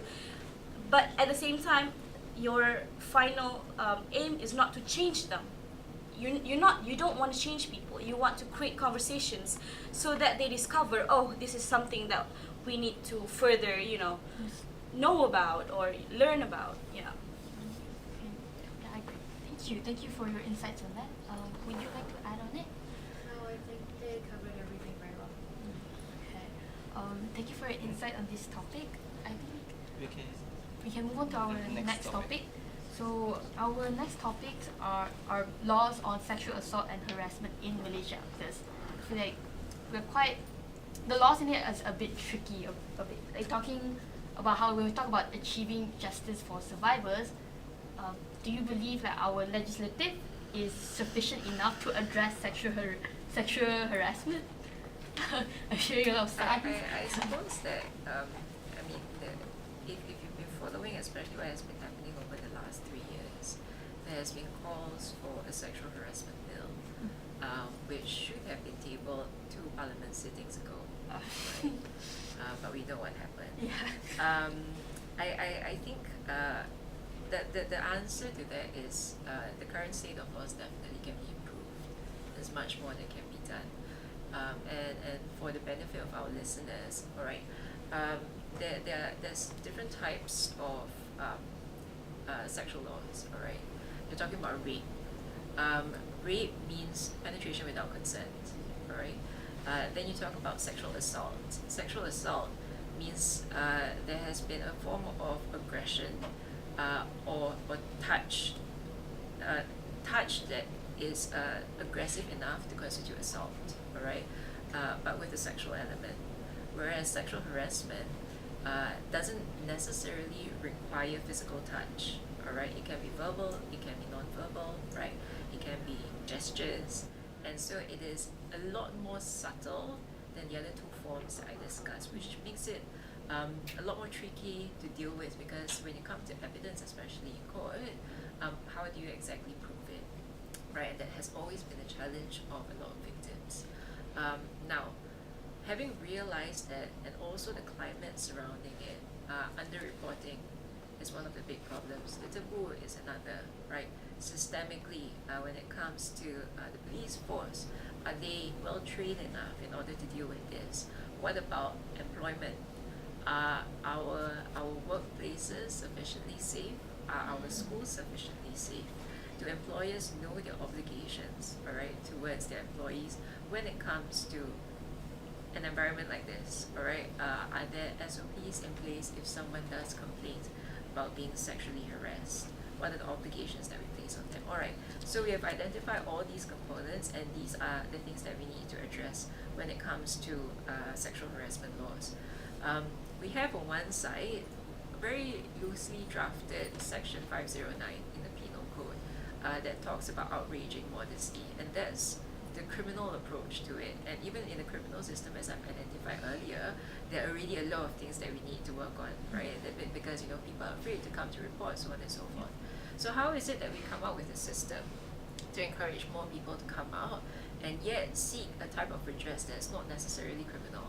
So if you go through the criminal route, you're talking about either jail term or fines, right? And the standard there is beyond reasonable doubt, right? Whereas if you go into civil law, right, so you talk about employment law, if you talk about tort claim, then you are talking about getting compensation from the perpetrator. And this has seemed to be a more viable route for a lot of victims, all right? Simply because in civil law, the standard is on the balance of probabilities, which is of a lesser standard than beyond reasonable doubt, right? Beyond reasonable doubt means I shouldn't have any reasonable doubt in my mind because I'm sending someone to jail, all right? And so that's why it's of a higher standard, because you're removing liberty from the person. Whereas if you go through the civil right, you're talking about compensation, so money, okay? We have seen in recent years that the courts, especially the industrial courts, have been very progressive in their judgments. One of it was just pronounced a few months ago, where a victim complained of sexual assault, sexual harassment at the workplace, and gestures like her superior calling her sayang, or touching her head, or touching her thigh, or touching her elbow, right? Or asking her to escort him to his hotel, and she was feeling very uncomfortable. All these constituted sexual harassment and therefore warranted compensation in her case, right? So how is it that we try to make that more accessible? And there is talks about, in a sexual harassment bill, establishing a tribunal so that claims are easily made, as opposed to going through the court process, which is a lot more formal, right? It is very evidence-based. Your system gets overburdened. The judges need to be specially trained, whereas if you have a special tribunal where certain funds can go in it to create, number one, the environment so that people are more comfortable giving evidence, all right? Number two, ensuring that the court staff and also the panel that's involved are adequately trained and have sufficient knowledge just to handle these type of cases, right? As opposed to in court, you have a judge that's handling all types of cases, not necessarily, there's just one case in their court, right? And so they have to spread themselves out very thin. These are the things that they are talking about in terms of a sexual harassment bill, and I think it is high time that we have it. The draft is already there. It's just a matter of getting it tabled and debated in Parliament. If there are amendments to be made, so be it. But it's high time that it should be done. Thank you so much for your insight. Now we're more familiar with it, because I feel like in Malaysia, particularly with the youth, yes, we are aware about this topic, but we don't really know the laws and like whether or not our legislative is actually like effective enough. So hopefully the bill gets passed when it gets tabled. Hopefully, would anyone? It should be passed if it's meaningful. Yes. Right. If it's not meaningful, then don't pass it. Okay. Would anyone add to it? Add anything to YB's?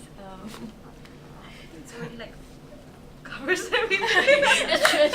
I mean, to cover it. But I mean, if for the benefit of for everyone here, One interesting fact that everyone should probably know is that Malaysia has a specialized court for sexual offences against children.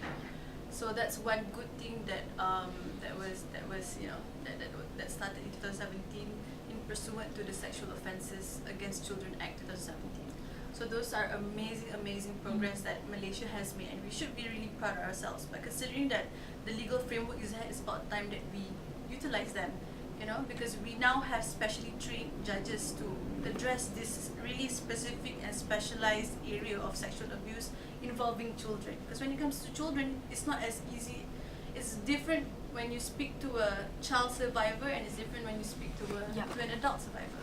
You know, the child may just deleted the memories, and you know, it's difficult to revisit those traumas. So some good news, okay?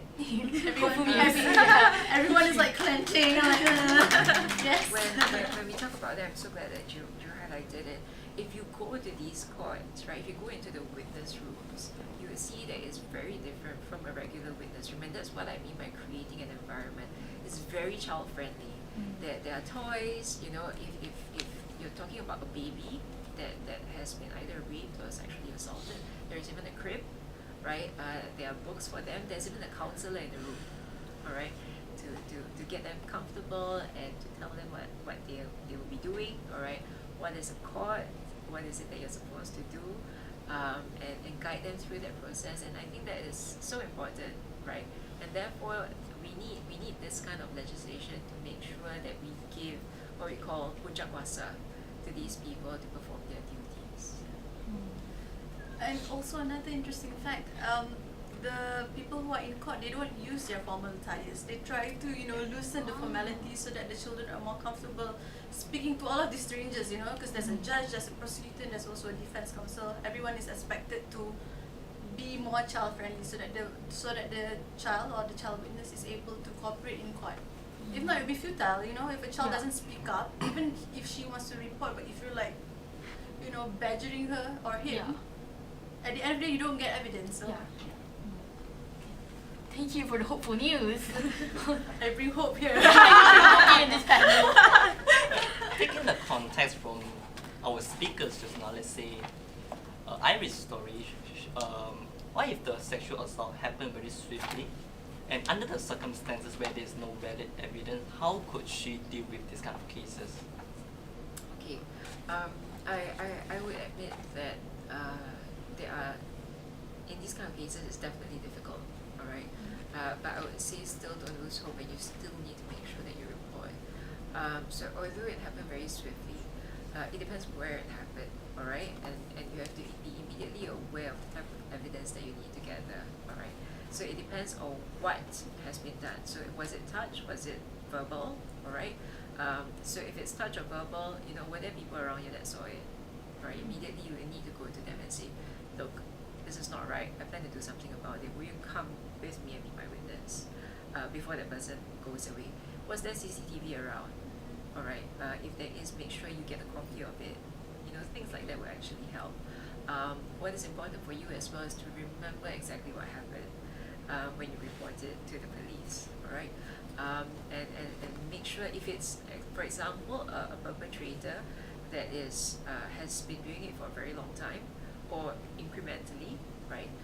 Make sure that you have a diary or a journal. I know it's not something that we would like to jot down, but these are the kinds of evidence that you need when you go to court, right? And you don't want to forget them, especially when you want to make sure that the charge sticks. A lot of the times, between even the police report and the first statement, already got problem, right? Either contradictions or insufficient evidence. And so therefore it is very important to make sure that the work is done at the outset, much earlier. I think that's the type of awareness that we need to raise. Because a lot of the times, we as a society get very angry when someone who has been charged for a sex-related offense doesn't get convicted, right? The reality is a lot goes on in court. A lot goes on in court, and all you need, especially when it's all crime-based now, is reasonable doubt. And all you need is just one mistake from the prosecution and the whole case falls, right? And so that's why it is very important for us to always make sure that it's watertight, even from the start. So yes, it has happened. Calm yourself down, look around, you try to assess what are what the type of evidence that you can gather, right? All the better if you have a friend with you at that time. Go and immediately make a police report. Don't dilly-dally, alright? If it's rape, even more so, why you need to immediately go to the police station. Don't shower, alright? If you go home, if you need to tell someone, be frank with them about what happened, go immediately to a hospital, alright? Tell the person in the emergency room what has happened, and immediately from there, I think from almost all hospitals, they would have an SOP to make sure that the police comes and take your statement, and they would do the necessary to make sure that you are in a healthy and safe condition before they discharge you to do the necessary. And so these kind of things we really need to drum into society, because a lot of the times when things like that happen, alright, we freeze up, we don't know what to do, we go home, we take a shower, right, probably sleep it off, and then you wake up the next day and then you realize, oh, it has not gone away, kind of thing, right? But by that time, all the evidence is gone, right? You have made things worse, and it doesn't help your case. So all the more reason why we really need to make sure that this kind of information is drummed out in our society to make sure they know what to do when things like that happen to them. Thank you very much, YB, for that, because I'm pretty sure a lot of people, a lot of survivors, they're not very aware what to do. And as you said, people tend to freeze up, and it's very hard to get out of that freezing state. Thank you so much for sharing that with us. So to our audience, keep that in mind, please. Yeah. On building a case, we also like to touch on what if the abuser is also a minor? How do we actually address these kinds of action? Like if the person was 15 and then the other was 10 or 11, how do we address it? Like children under 18 but also are abusers.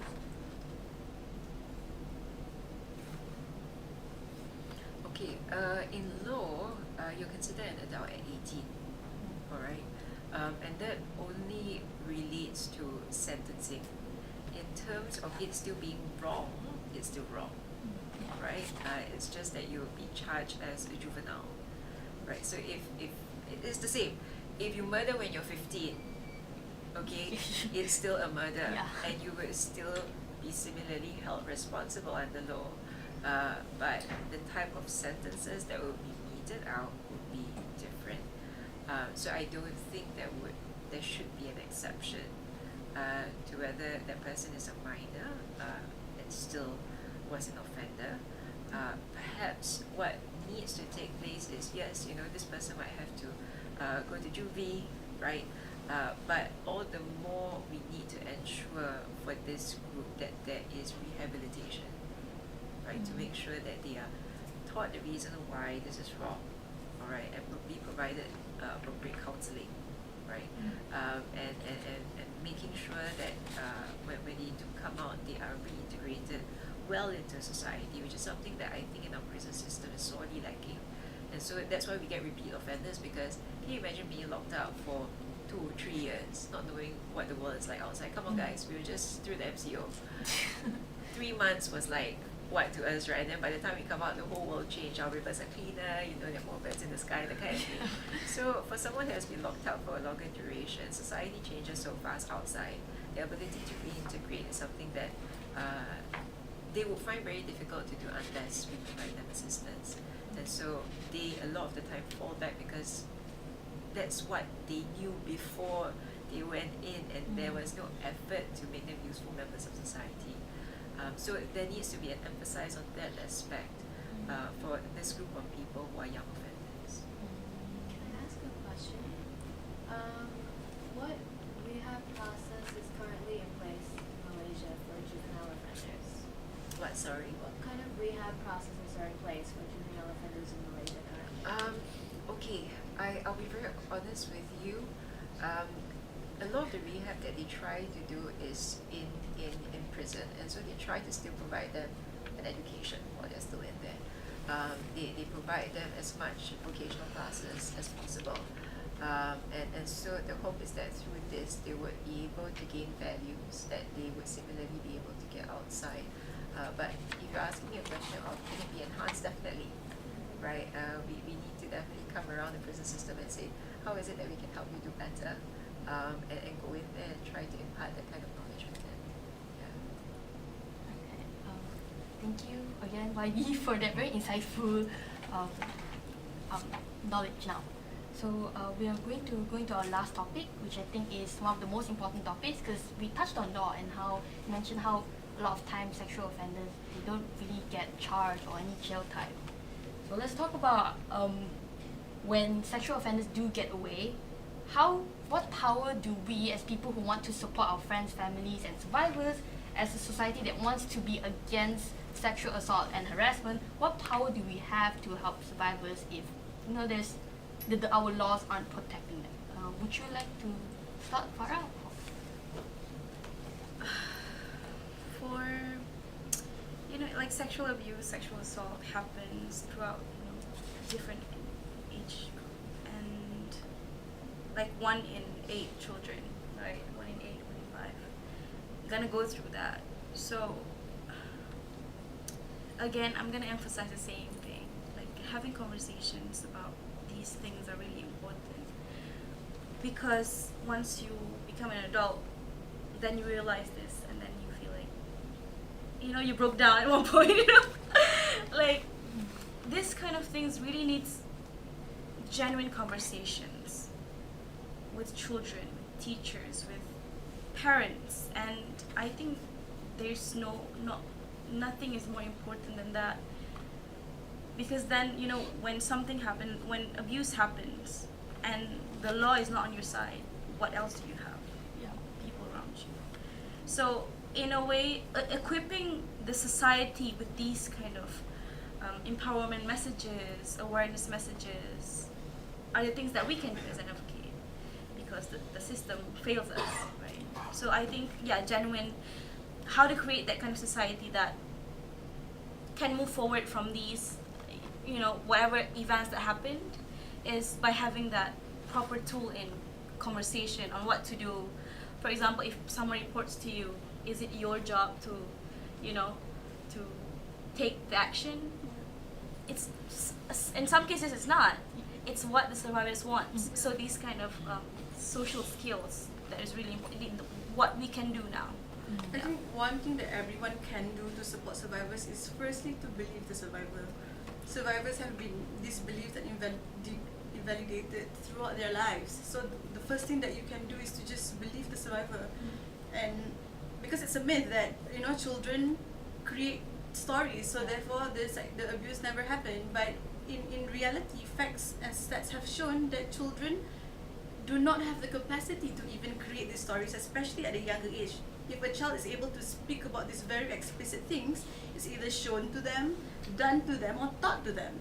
So, but that's talking about children lah. But Farah has been sharing with us from the role of an activist. But what about us, the normal people, right?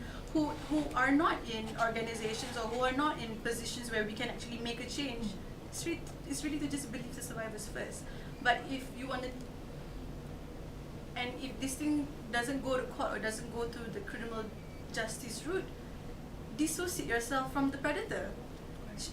Be in solidarity with the survivors. Do not enable a predator. Give them platforms, give them empathy, and you forgive, but at the same time you judge and you victim blame. So what kind of society do we live in if we do not question the predator for being in a compromising situation, but we blame the victim? Probably one step that you can do is stop laughing at sexual jokes, sexual assault jokes. That's one of the things that's difficult for me initially as an activist, because I feel like it's so normalized and you don't know how to react with your friends, like you don't want to seem as that crazy feminist at the same time, like what the fuck you're saying, So just to start with that, start with not accepting the jokes. It's gonna be few months, for you to adapt that with your, daily life, but start with small things as a society. If you pay attention to it, I actually did that. I started trying to pay attention to the amount of sexual jokes my friends or social circle made on an everyday basis. It happens more often than you think. And it's very minor microaggressions, like calling someone pussy and having people laugh. Or joking about, like, I'm gonna rape you or something. And people will laugh at that. It's a very fleeting moment. But what I think I have struggled to do because of what you said, you don't want to be that person. I think we have to choose to be that person who is ready to call them out, because I think that's the best way to progress. I think if no one is willing to call them out, then you have to be that person who is like, hey, you can't say that because that's normalizing rape culture, it's normalizing sexual assault. And even though when you joke about it, you know it's a joke, I think that gets engraved into your subconscious. And when it's engraved into your subconscious, that's something that becomes more normal over time. And people don't realize that the tiny things you say really make a big difference for survivors and for perpetrators and everyone else involved.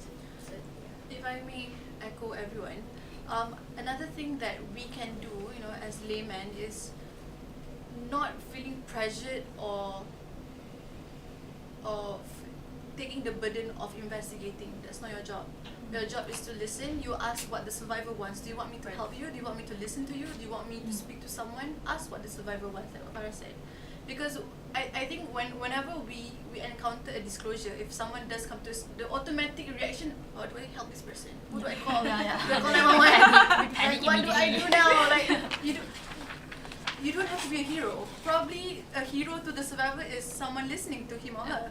So I think that's one thing that we need to constantly remind ourselves, and that's including children survivors as well. What is for the best interest of the child? Because you have to accept the fact that if a child goes through the criminal justice route, she will be missing classes. Does she have enough money to? Does the family have enough money to go through that route? So what is for the best interest of the survivor? And it's not your role to investigate. The police can do that. And pressure them. I do want to say this as well, that in all my years of being a lawyer, there have been cases where they got the wrong person, right? They got the wrong person, and so I think as a society as well, we have to understand the role of the criminal justice system, that it is there to ensure that the right people go to jail, and in most of those times, that is where it breaks my heart the most. Because someone who genuinely has not done it has been hauled up to court and now has to face the system. So we have to be aware of that as well. Just as much as we want to make sure that the right thing is done for the victim, similarly we want to make sure that the right thing is done when it goes to court as well. I think there has been examples in the UK where the criminal justice system has been used by this. In that case, it was a woman. Not just that case, a few cases that she brought to court, where those men later had a retrial, and all of them, after a certain number of cases, they realized that she was a serial litigant. We call these kind of people who always bring cases to court as serial litigant, and realizing that after a certain pattern that there's something not quite right. How is it that someone has been in such compromising positions almost literally his or her entire life, meeting different men with very different backgrounds, and all of them seem to see that there's something not quite right in that case, and then they realize that a lot of the allegations were quite baseless, and so upon retrial they found that they were wrongly convicted, and so there are cases like that as well. Where later on new evidence surfaces and then they get a retrial, and then justice is done in those cases. So I think we have to be approaching this in a very holistic manner. We want victims to get justice. I think there's no question about it as well. But justice also means justice across the board to make sure that the right thing is done. But I guess for our audience watching, if you have like a friend or family members who are survivors, what we can do is obviously to always listen to them, which is the most important part. Listening, if you listen, then you become the hero.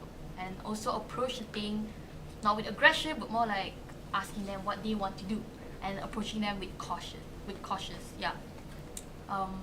Right, I think we are on time. Right now we will go into the Q&A section. Should we open the floor for the audience if anyone has any questions? And audience, you can go on your WhatsApp and just ask your questions there for the ones at home. For here, does anybody have any questions here? Don't be shy. We're all open here. We want to learn together. Yeah. Anything you want to know about more in depth, whether or not it's about the law, or whether about the experience of the NGOs, whether experience of YB, maybe?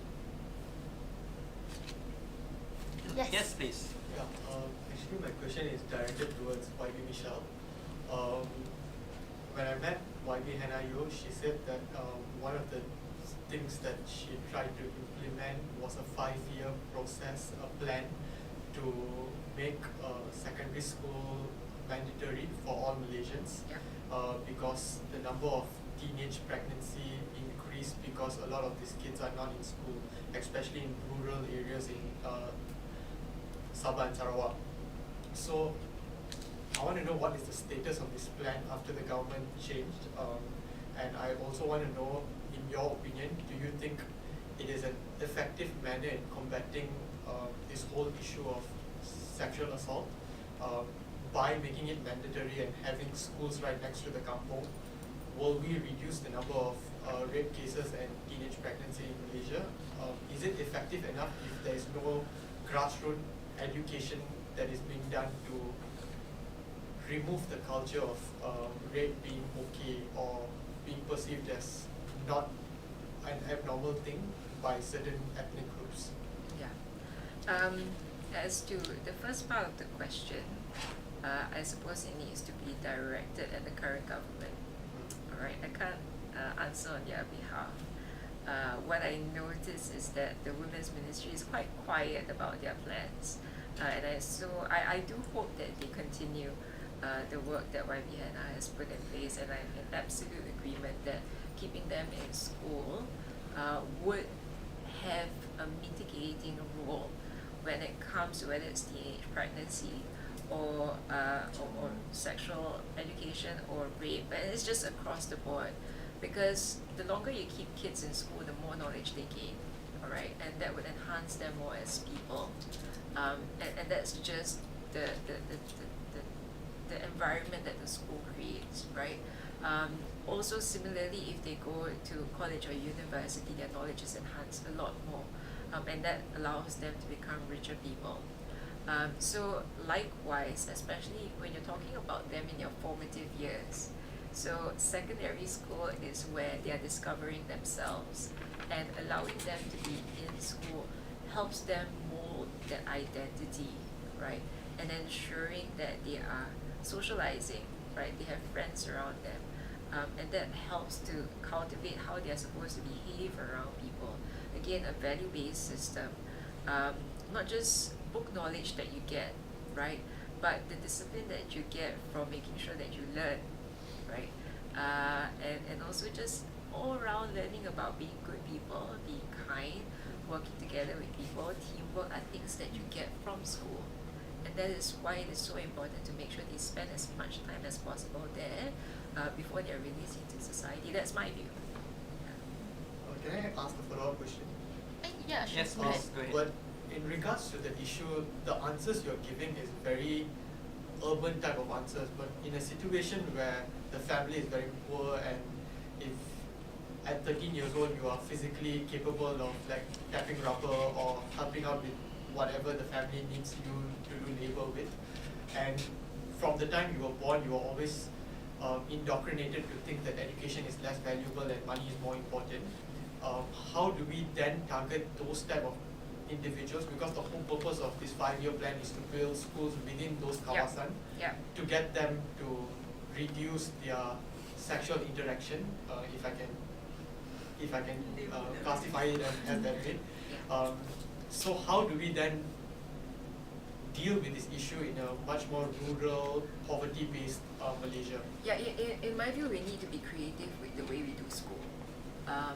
We talk about building schools, and to build schools take a very long time, right? In between, what about the kids that don't have that type of opportunity, exactly those people that you have highlighted? They would miss out. So how is it that we come to an in-between type system with the kind of resources that we have now, to instead of getting them to come to school, perhaps school has to go to them? And if you look around the world, there have been different models of how this has been done. Whether it is reconstructing a bus, right, its interior, so much so that the teachers are brought to the villages and the kids come on board the bus, alright, and they are taught there and then they can go home, so making it more accessible is one way. Or even boats, I've seen that being done before, right? Where if you go to Sarawak, for example, there are villages that can only be accessed through rivers. And these kids, I absolutely agree with you, they will find it very difficult every day to go to school. I've been to a village in Cameron Highlands, and for them to go to school early in the morning, they have to wake up at 4 o'clock in the morning because it takes 2 hours to walk there. And so it becomes very physically inaccessible, let alone poverty being another issue. But if we overcome the problem of accessibility, right, immediately there is already a huge hurdle that we'll be able to set aside. Now, then we deal with poverty. This is a whole of society economic approach, where as entire Malaysians, we have to think about how we alleviate this group of people or the industries that they have involved themselves in to make sure that their living wage is better than what they get now, which is why I personally am an advocate for minimum wage, right? That all Malaysians should be earning once they come into the workforce a certain level of income in order to sustain a living, right? For employers, there is huge pushback, alright? So I'm talking to young people here. When you become employers, remember that it is very important to make sure that you have your employees earning a certain level, because you're talking about being responsible employees for society as well. I know profit is of course on the top of your mind, right? And sustainability, so on and so forth. But it is not meaningful if your employees are having children at home who now have to do work, right? Because we are not paying them enough. So I think all the more reason why we need to raise awareness about its importance. But also at the same time, when you talk about employers having pushback, right, we have to ask ourselves why then as a government that is happening.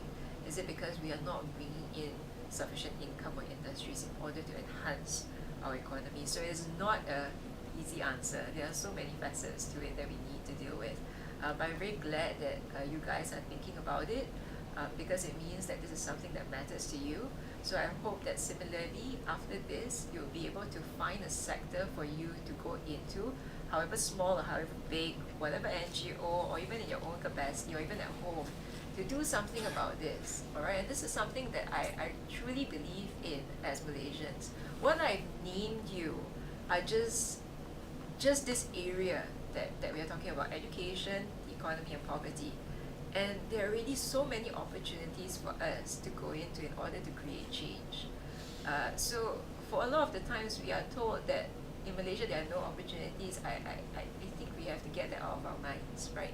So much opportunity in Malaysia. It's just a matter of how you delve into it, how you find it, and how you find that place for you to create that type of change. Thank you very much. Does that answer your question? Yeah. Alright, thank you for asking the question.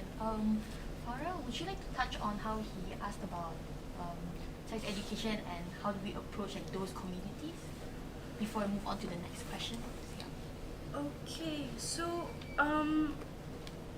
in Malaysia, interestingly, there's different ways that they teach sex education. For Orang Asli, there's one I was told by Mercy Malaysia, if I'm not mistaken. Mercy, or yeah. So the way that they do it, they stay with the Orang Asli people and see their routine. So they see their routine and like, is there any certain events that they like to do? So there's this one, I'm not particularly sure the name of the tribe, but they like to have like a Friday night dancing stuff. Yeah, so what they did was they kind of organized this. They organized the Friday night dancing stuff, and then they incorporate sex education in it. So they kind of like make like a theoretical kind of performance and things like that. So they have this kind of discussion, but also at the same time they don't change much. They don't use urban words or language or approach. They have fun. They got informed. They have discussions. That's our approach. We see the way that we can converse with them, like, you know, heart to heart. Yeah. So from that point of view, in any community that you go, know them, talk to them, and then you can share with what you want with them. Thank you very much. Alright, I think there were some questions from the audience at home. Alright, we have Iris. Do you want to go ahead first? While Alright. So I actually have a question is that I actually know a friend who has a history of sexual assault and harassment. He actually once tried to take advantage of my friend when she was drunk. And there was another incident where he was supposed to drive home a girl from school. And he actually took her to an estate and tried to rape her. But thankfully the girl was able to run off and seek help. However, the thing is, I had tried to speak to him about this, but he just laughed it off, saying like, hey, I'm just joking around, I'm just messing with them. So what can I do if my friend is a perpetrator, and what can I do especially if the victims are not willing to speak up? Would you like to start us off, Trish? I'll be very honest with you, I don't know enough about the legal framework in Malaysia to answer from a legal perspective, but I would say that a big thing is supporting the survivor, again, supporting their needs and behaviors. So when you break it down, there's physical behaviors and needs and psychological behaviors and needs of the survivor, and you have to make sure that they're physically safe in that immediate moment. I would talk to them and find out about what they want and listen to them, because a lot of times there is a foundational reason behind why they don't want to speak up. May it be fear or social repercussions and things like that. And correct me if I'm wrong, but I don't think you can you report if the survivor doesn't want to report? It'll be, hard. Yeah, the charge won't stick. That's how it works. Because ultimately the victim will have to give evidence in court. So if from the outset he or she is not prepared to do it, then it'll be very difficult for it to be meaningful. As much like I said earlier, as much as we want to help the survivors, like if they are not ready to speak up about the injustices that they've encountered, let's not push it. But at the same time, we gotta manage our own expectations. Yes, we are really angry with this perpetrator. Do what we can first. If you think you need to speak up against him, and if you need to disagree and really call him out, you do that if you can. But if you can't, we don't want to build a society where everyone is pressured to be an advocate activist. Some people are just not built for that pathway. But if you think you can, go ahead, because there are many layers to how we support survivors, and it doesn't just mean bringing the perpetrator behind bars, but ultimately that will be the goal, so that Malaysia will be a safer place. While we're at it, I got a little question here. I'm sure there were cases where the victim has approached you guys and they confess to you, and when you bring them to their parents, their parents actually do not believe both of you guys, the victim and also you guys. They have the mindset that my daughter is closer than me, I know my daughter, and why would she tell you first rather than me? And how you will deal with that mindset? Is there a way how we can persuade the parents to actually believe it's real? For Mal personally, we do have those experiences, and it's more than often that most of Malaysian parents find it hard to believe, like it or not. So we got to break it up to them, and probably start having rationalize with them why it's so difficult for a child to create this kind of stories, and why it's so important for you to believe. We reason with them. There's no point of us trying to say that you're supposed to believe your child, but without really showing them, if you do not believe your child, these are the repercussions. When a child grows, gets into adulthood, the trauma reattacks, the trauma stays. So in the situations that we've been in, once we break it down to the parents, they may not agree immediately, but they are more open to receiving information. And when we say that, number one sekarang is your child safe? And as a parent, do you think that you should do something so that your child, we ask those kind of questions. Yeah. Break it down as to the most basic question as you can, because for us, it's automatic for us. We know sexual assault is a no-no. We can give the most technical definitions on what it is and the impacts and the causes, but for them, more or less je. to them it's probably not as, you know, not as traumatizing, but to the child it is. So we need to break it down to them. Because not everyone has the privilege that we have. We already have this information. Everyone here is privileged already. Yeah. Farah, would you like to would like to add on that?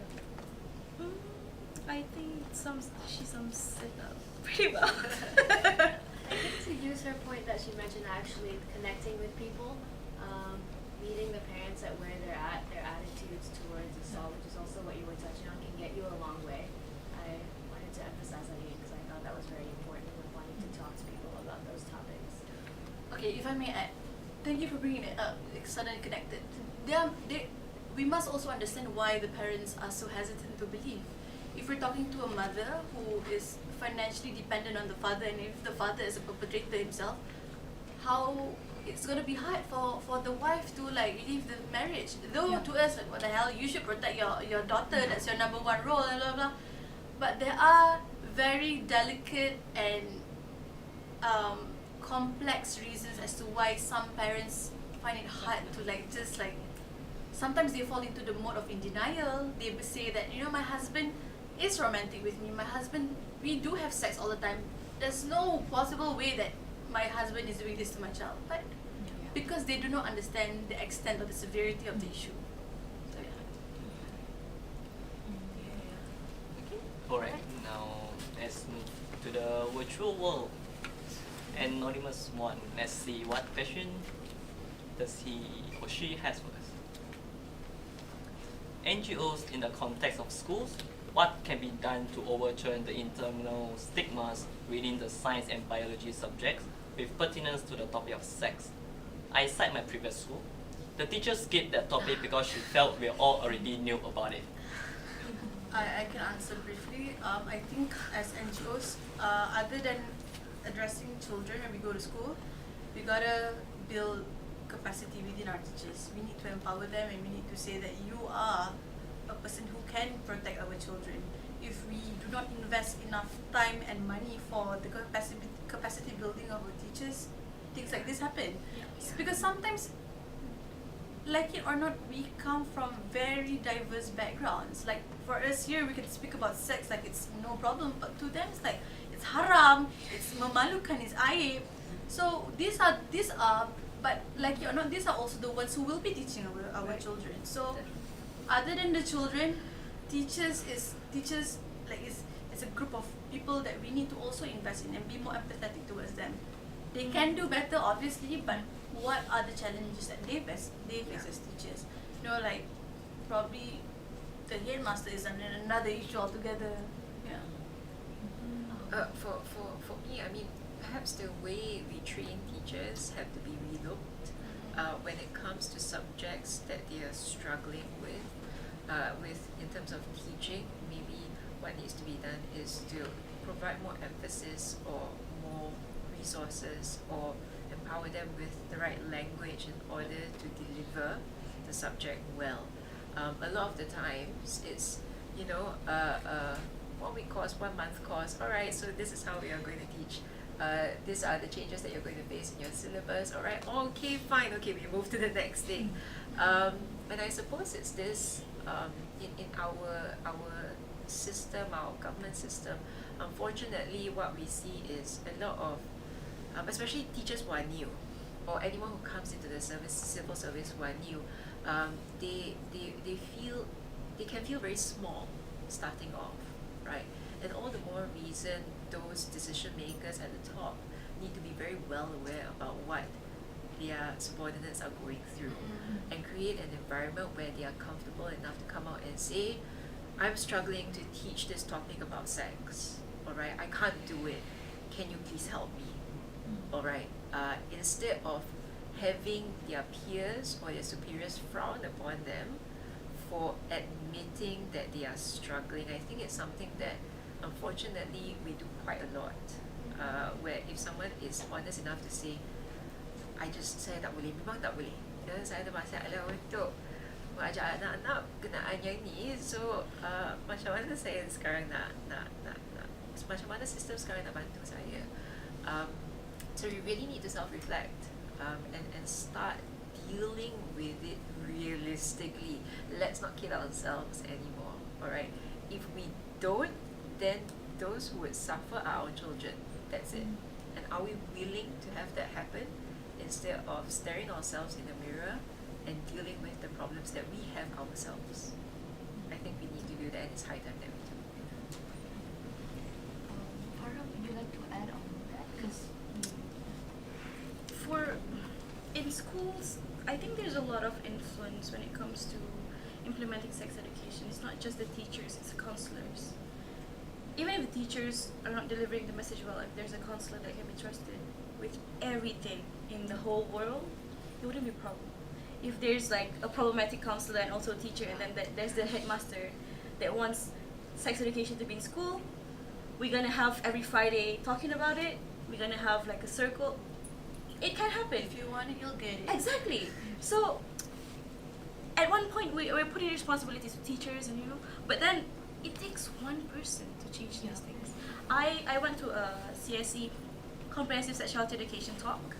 I met a headmaster of private school, I think it's like a secondary school or primary school, I'm not sure, and it's an Islamic based school.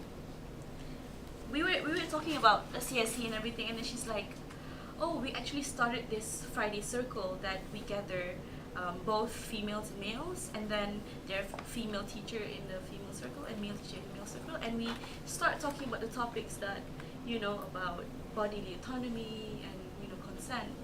It's an Islamic religious school, so it's possible. yeah.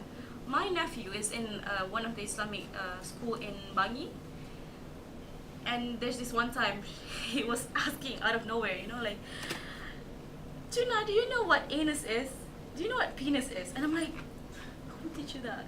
I'm like, oh no, the teacher, like biology. Well, it can happen. It's just that if the adults in that institution wants it or not, do they care about the children enough or not? So having this kind of, thoughts. Like, I completely agree with you. I think sometimes though, it's not just about whether or not the teachers care about the kids. I think there can be a lot of intention to want to care for them, but they won't have the knowledge or the comfortability to want to teach that topic. For example, to refer to that incident when the teacher skipped that topic. I don't think they realize how big an impact that can have on the kids who may not be having that education at home. Because at home they could be relying on the school, and without that communication, they're just not getting the education that they need. Thank you so much. I think we'll move on to our anonymous 2 question. Relating to how to build a credible case against an abuser, what should we do about catcallers, and what should we do if they start to corner us? Okay. If you have people around you, that can help in terms of eyewitness evidence. All right. If so happen there is any recording of any kind, all right, that can help as well. If you have access to your phone in that incident, especially I'm looking at the part where they start to corner you. If you can somehow turn on your recorder, that too can help. All right. So in those kind of situations, start thinking about how you can gather audio recording, visual recording, or witnesses around you. All right. That's most important. If it does become physical, immediately go to a hospital, because when the wounds are fresh, that's where they'll be able to assess it the best. After a period of time, it heals, right? Bodies heal. And so you would have your evidence compromised from that perspective. If it's frequent, all right, and this person exhibits a certain behavior over a period of time, all right, make sure that you jot it down until perhaps when you have the courage to go to the police station. More often than not, you're probably not the only victim, especially when you talk about catcalling, all right? There would be people around you who would be able to corroborate evidence, and that too would help. So victims who similarly have received that kind of treatment from the same person is another way you can think about collecting evidence. Would anybody like to add on to that? Or will I be sum it up? Okay. Thank you, Anonymous 2, for the question. I think we'll move on to Anonymous 3's question. Time for one more question, Okay. but before going back, I would like to open the ground back to the physical crowd. Any questions? If not, we'll go back to the virtual world. Akram, please. I actually sent it in anonymously to the next one. Oh, Thank you. So there's been a lot of talk on the long-term solutions that are being implemented to tackle this, specifically sexual health education. What I would like to know is what, if any, are the short-term initiatives being undertaken either by the government or specifically by NGOs to tackle both unplanned pregnancies and sexual assault?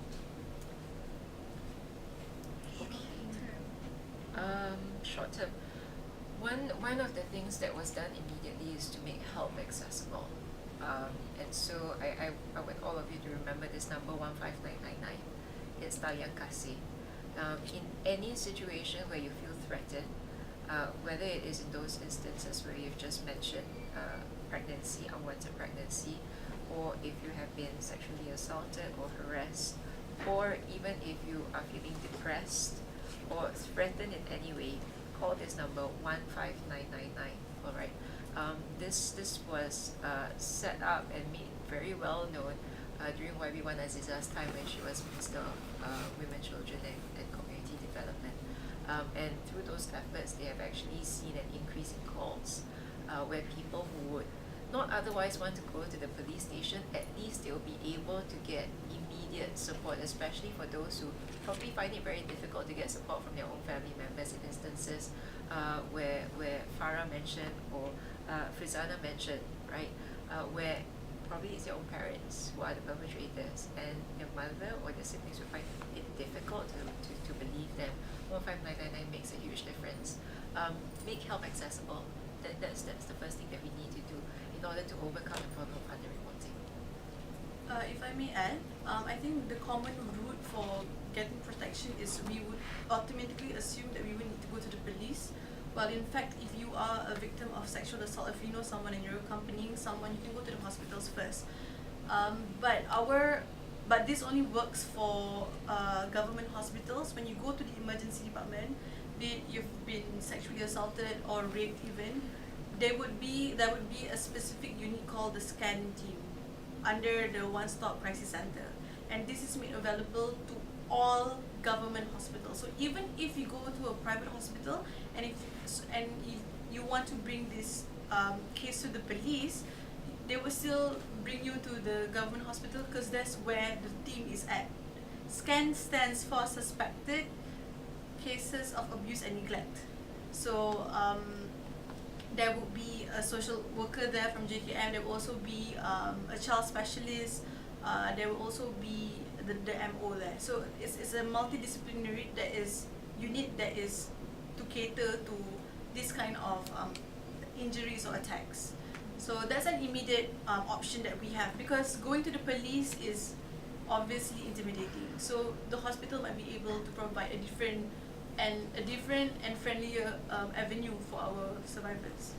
I think I might need to add, because you touched on unplanned pregnancies. So like YB mentioned, having help available, accessible for all people, it means that you have to know about the services that are available. When it comes to unintended pregnancies, we have to talk about abortion. We have to.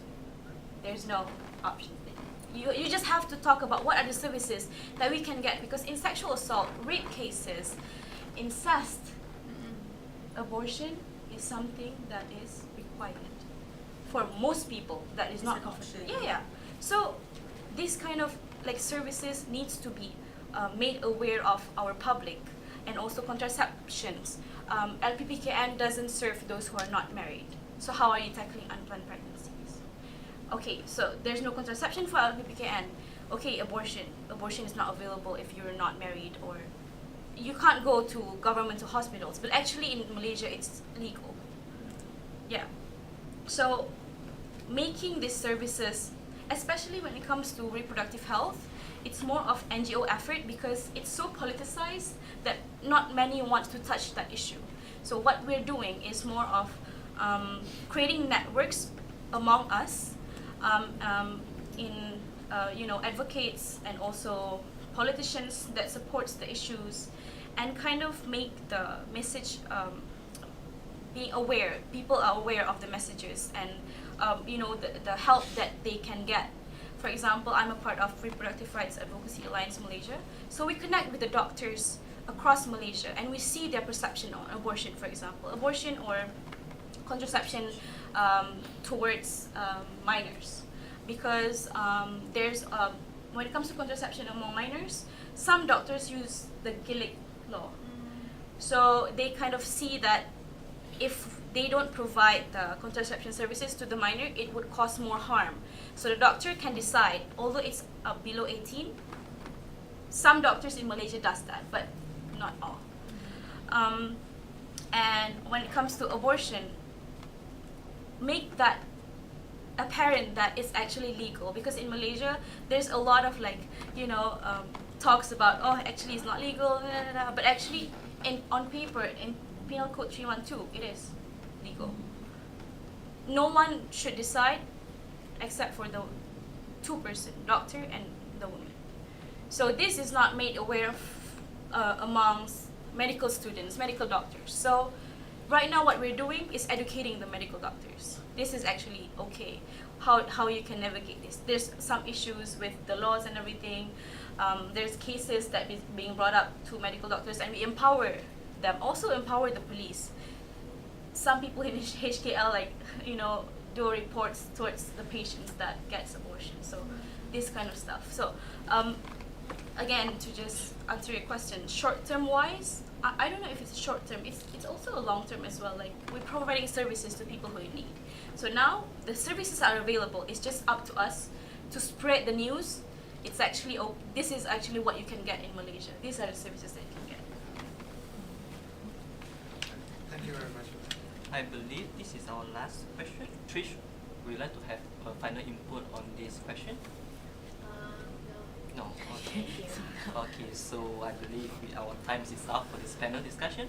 We thank all the four panelists, Farah from FYIKL, YB Michelle, Rizana from Monster Among Us, and Trish from Red Talks. I will hope that all this valuable knowledge and insight will help you go through everything. I believe we all need some time to digest everything that came from the four awesome panelists. So let's just take another short break. Yeah. Thank you again to our panelists. Everyone.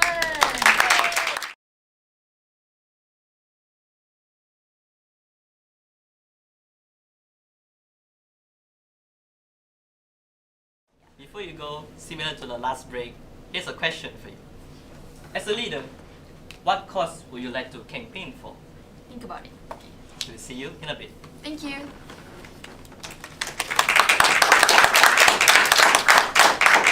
Thank you again, everyone, for being here with us. Thank you for having us.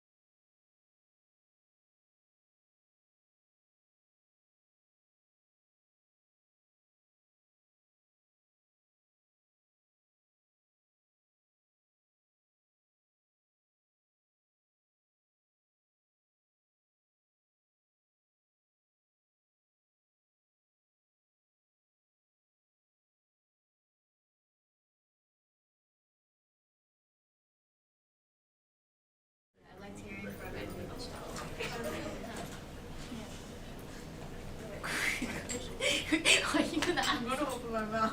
Okay. I mean, honestly.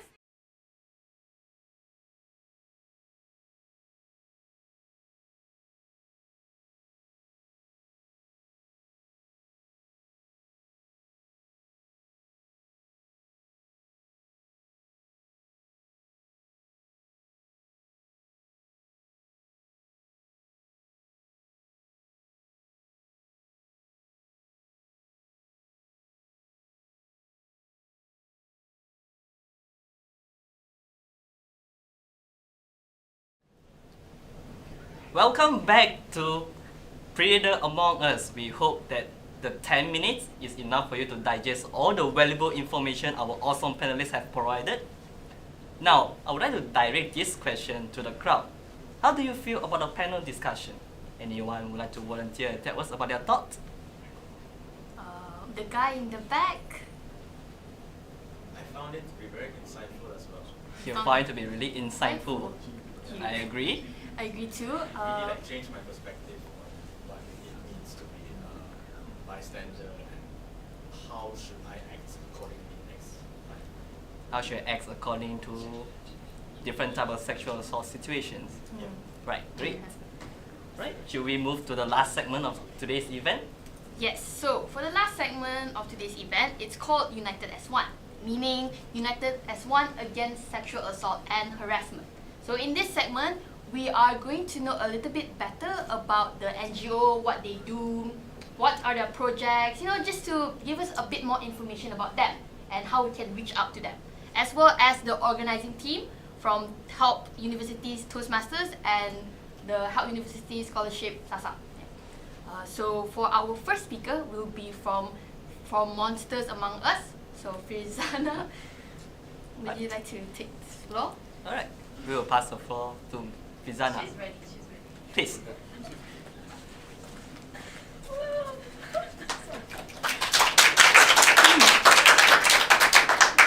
Okay, hello everyone. My name is Firzana and I am the founder of Monsters Among Us Youth Advocates. We are a youth NGO that combats child sexual abuse in Malaysia.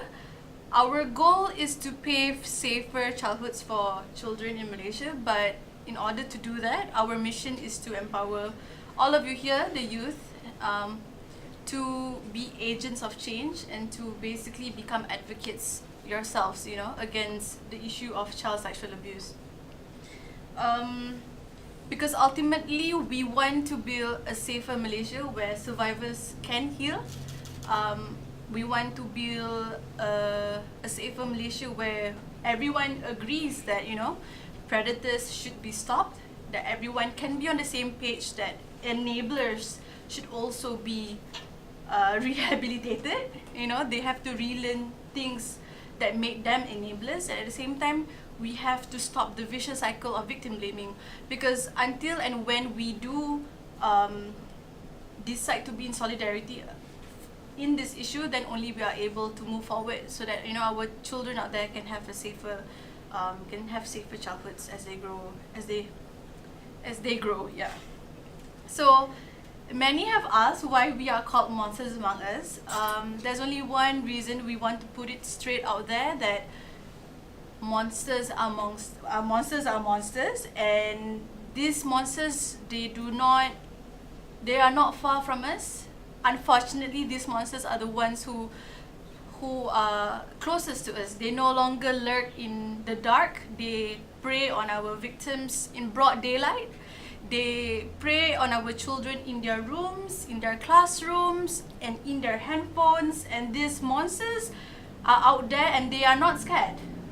So, and once a perpetrator becomes a monster, he is no longer, or she is no longer a person that she was before. We should not forgive. A predator should be held accountable, and these predators should be put far, far away from our children, so that our children deserve to have the childhoods that they deserve, a safe and healthy and conducive life the child deserves. So, since we are a youth NGO, everyone in our group is a youth. So I would like to take this opportunity to invite everyone here to be part of us. You can join in as a volunteer for specific projects. So if you're more into research and development, you're also more than welcome to join in our more constant initiatives that we do as an NGO. And to just list a few projects that we have in place right now, what we always hold every Wednesday night is our online virtual reading club. So if you're into reading stuff, but you don't have the time or you don't have the privilege to move around for events, join in our reading club every Wednesday through Skype, because we normally dissect different issues pertaining to the cause, and we always try to give opportunities for everyone, be it a new person or a person who is seasoned in this arena, to speak about issues that you believe in. So we have talked about issues like climate change and how it relates to feminism. We've talked about children being burnt out in school. We even talked about COVID-19 and how it's impacting family dynamics. So if you're interested in those kind of things, do join us every Wednesday. You know where to find us. We're on Instagram. Other than that, one of our online campaigns that we're having right now is called By Our Side. The main purpose for this online campaign is to make it clear and loud that survivors, we are here for you. Even though the system may fail us, but as the youth community, we are here to support you and we've got your back. So what we do is every Friday we would post letters by random Malaysians to write something to survivors out there. So if you like to participate and you have a letter to write for a survivor, or if you want to write a letter for yourself, feel free to just drop them on our Instagram DM. And lastly, and this is what we're most excited about, recently we received we received a grant, and with the money that we've received, we are planning to build an online reporting platform for people who utilize social media to be able to report cases of online violence. So it can, whatever you see on social media that's toxic and violent, we will try to build this platform so that everyone has one streamlined channel to report, and we'll do the end side of it where we do the reporting to the police and MCMC. So yes, so if you are interested to join MAU, and if you believe in the cause, or if you have zero knowledge about child sexual abuse, but if you are interested, join us, because everyone started with zero, so you guys can join in as well whenever you want it. Okay, thank you. Thank you, Fizana, for the awesome pitch.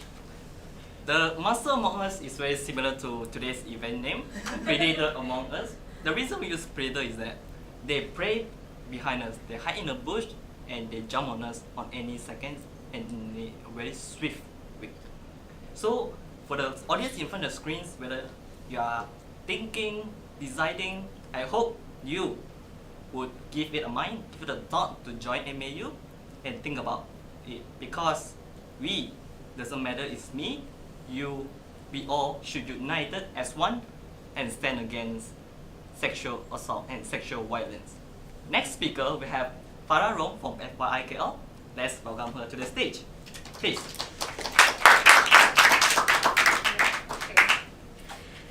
Okay, hi, my name is Farah Rom. I'm an officer in Asia Pacific Resource and Research Center for Women, a regional organization that works on women's rights and sexual reproductive rights around Asia Pacific. So here I'm kind of representing FYIKL, and FYIKL is an initiative that I started off last year. I was a youth champion for reproductive health in Malaysia for quite some time, and I believe that we kind of need an outlet of a creative messaging on how we're going to reach out the public. Sorry, there's a mask. I didn't know this. Okay, so FYIKL started from myself looking around that we need a platform that is fun, that is engaging, that is interactive, that people can relate to, and people can easily just search around, random information but it relates to reproductive health.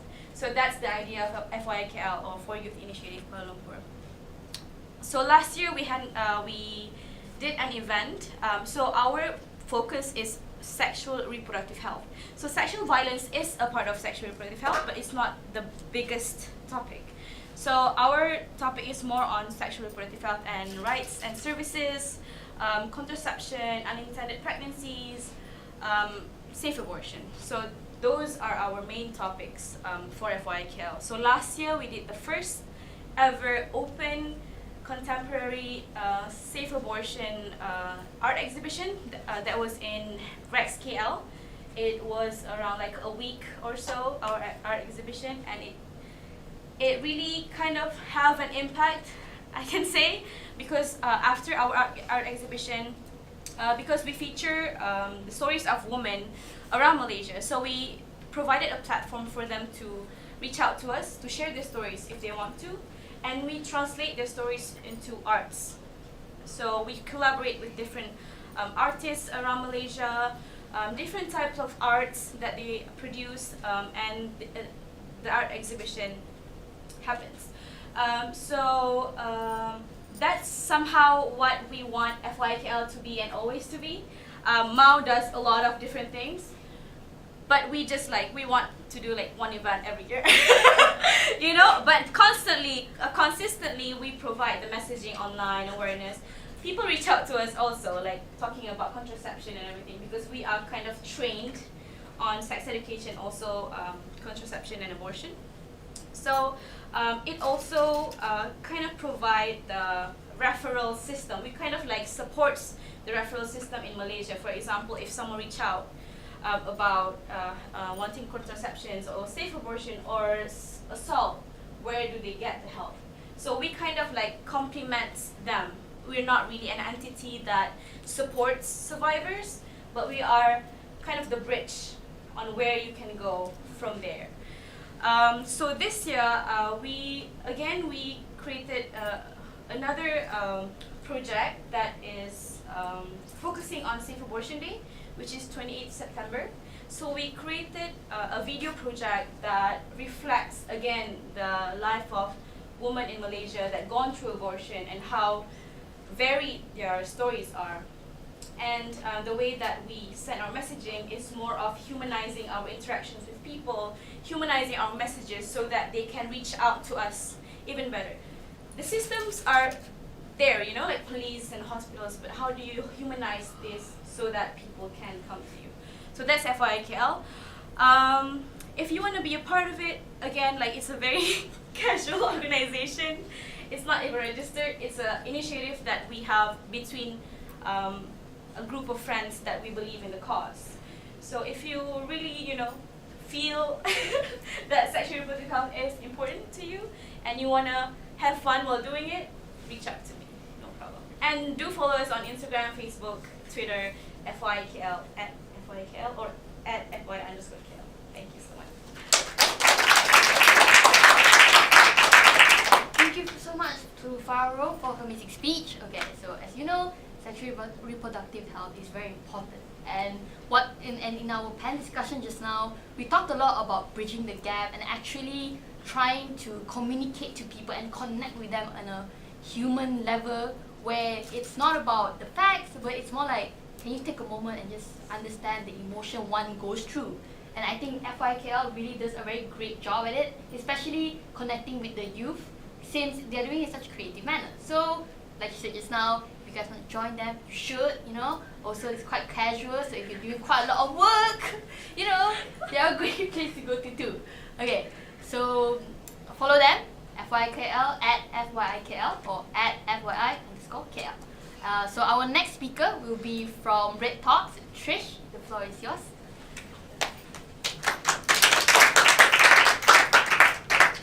Hi everyone. I wrote things down because I thought I would forget most of what I had to say. So I apologize if I'm looking at the paper. If I'm being honest, I actually spent a fair amount of time trying to decide how to start this little talk today, because with an issue as like sensitive as sexual assault, I wanted to offer a unique perspective to all of you that can maybe like shift your perspective a little bit. I'm not a public speaker, in case you can't tell, and I'm not a professional on the topic, as I'm sure you guys are a little bit more than I am, because I'm still a youth and I'm still studying right now. And I was thinking, what can I offer to this conversation that maybe other people can't? And I couldn't really come up with anything.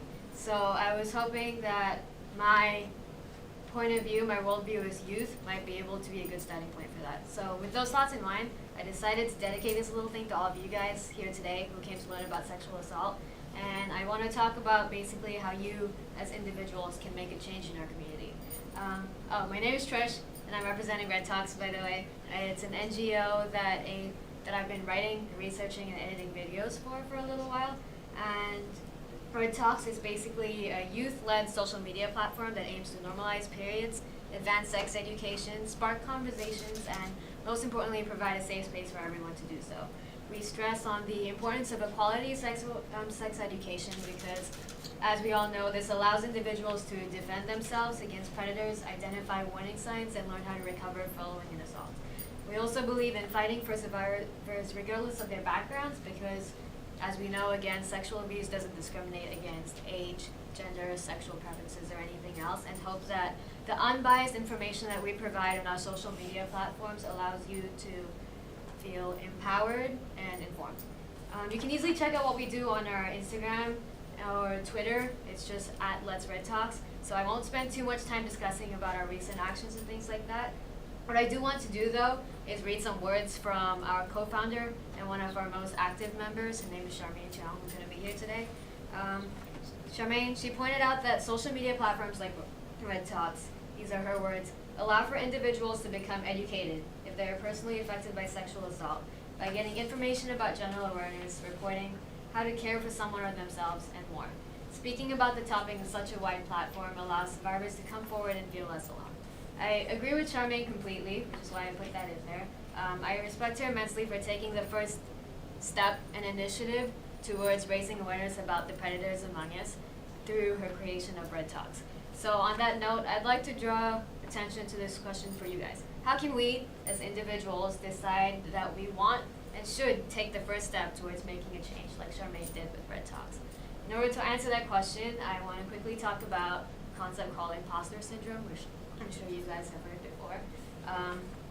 Imposter syndrome is something that I've been going through, especially even today, and it's really real and challenging to overcome because when we're placed in positions of influence and power for the first time, we have this automatic tendency to doubt ourselves because society has told us for so long as youth and younger people that we're not enough and that we're incapable of change. So I personally think that the first step in overcoming this problem is to remind ourselves constantly that society's perception of our generation as youth does not have to hold true. We can show the public that we take advantage of technology and social media platforms like Monster Among Us does or Let's Red Talks to educate people and recognize that our voice can be powerful and we can impact more people than we know. One voice is obviously not enough to raise awareness about this complex issue, but collectively we can do that together. And proof of that is how we've all come here today. As the youth of this time, it's very important now more than ever that we attend events like this and we reach out to organizations and volunteer, which you can easily do through Red Talks as well. All you have to do is send us a DM on Instagram, tell us how you want to be involved, and we'll be very open to that. And it's important to speak up, especially when everyone else is silent. I'm sure many of us have heard the phrase, collective action.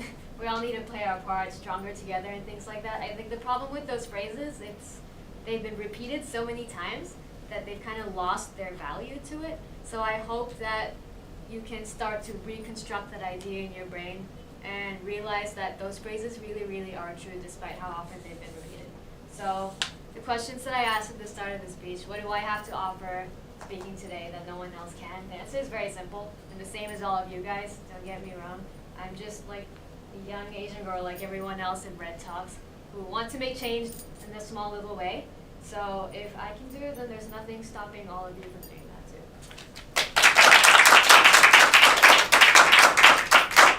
Thank you, Trish, for the awesome speech. I do agree that we shouldn't demonize social media right now because right now it's the biggest platform for us to learn anything. What to say about during MCO where we cannot go out, socialize? Social media is the best place for us to look for knowledge. And I really like a quote from Trish, you should speak up when everyone is silent. I really like that quote. I hope you keep that in mind as well. And lastly, we have a speaker who just inspired us as a first speaker today. Her name is Irish. She has already delivered a powerful speech just now. Let's see for this segment what she has in store for us. Let us welcome Iris to the stage. Hi, thank you everyone for today. My name is Iris and I'm here on behalf of Bulan Sisters, which is a new campaign under Waisili Bootcamp where we're actually going to officially launch in October. So I'm going to list you guys 3 items and you can tell me what do they have in common. So banana leaves, newspaper, and coconut husk. I see all of you have a lot of questions. Alright, so let me tell you what these have in common. These 3 items are products that females in underprivileged communities use in replacement for period products. Period poverty is actually when a menstruating person does not have access to period products and also a safe and hygiene place to use them. And that's when I want to introduce what Bulan Sisters is about. Bulan Sisters is a campaign to combat period poverty in underprivileged communities. And we actually aim to do so in 3 different ways. So we are planning to educate these young girls to tell them that it's okay to have your period. It's fine. And also one thing I want to bring up is that so many of these young girls, because they feel that period is a shame, they actually skip school, all of it. Can you imagine how many days of school they have to skip if they have to skip up to 4 to 7 days a month? Multiply that by 12 and you get like what? Over 150 plus, I'm sure I'm not too good in that, so I apologize. So the first one is we actually want to educate them. And not just girls, we want to educate boys as well. We're planning to do that by having online roadshows and also just to communicate more with them. And second of all, we want to empower these girls. We want to teach them it's totally okay, it's fine. Let's start a conversation about it. Like what Trisha Ray Talk say, we want to initiate a conversation among youths. And also not just youth, because I understand that a lot of us here, including myself, didn't know about the existence of period poverty. Yes, we may know that the pink tax was removed back in 2018, but is there anything else we can do to help?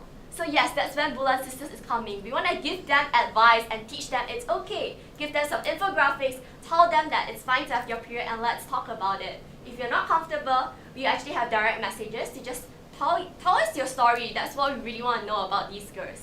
And third, we actually want to help the environment in that sense. Because we know that, yes, we want to provide period products to these underprivileged girls and women. However, is there a sustainable way we can do it? Is there a way we can make it cleaner and better for the environment? Climate change is real, let's all admit it. You shouldn't deny that. Something is happening, especially in California where there are wildfires going on right now. So we want to actually work with various NGOs to actually provide sustainable period products made from B40 women to also provide them a source of income through sewing these period pads. So if you're actually interested to learn more about us, you can actually follow us at Bulan Sisters on Instagram.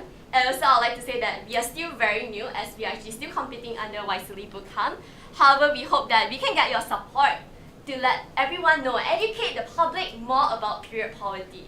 So please do join me and I hope you guys will learn more about this topic and check out Bulan Sisters out. Thank you.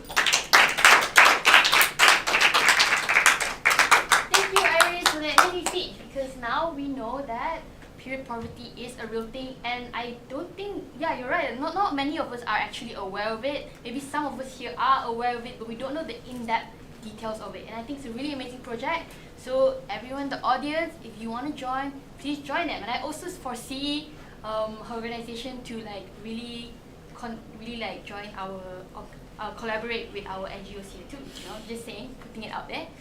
So for our next speaker is actually one of our organizer, which is from Help University Scholarship Department under SASA Scholarship. It's the president of SASA, which is Lee Jun Hao.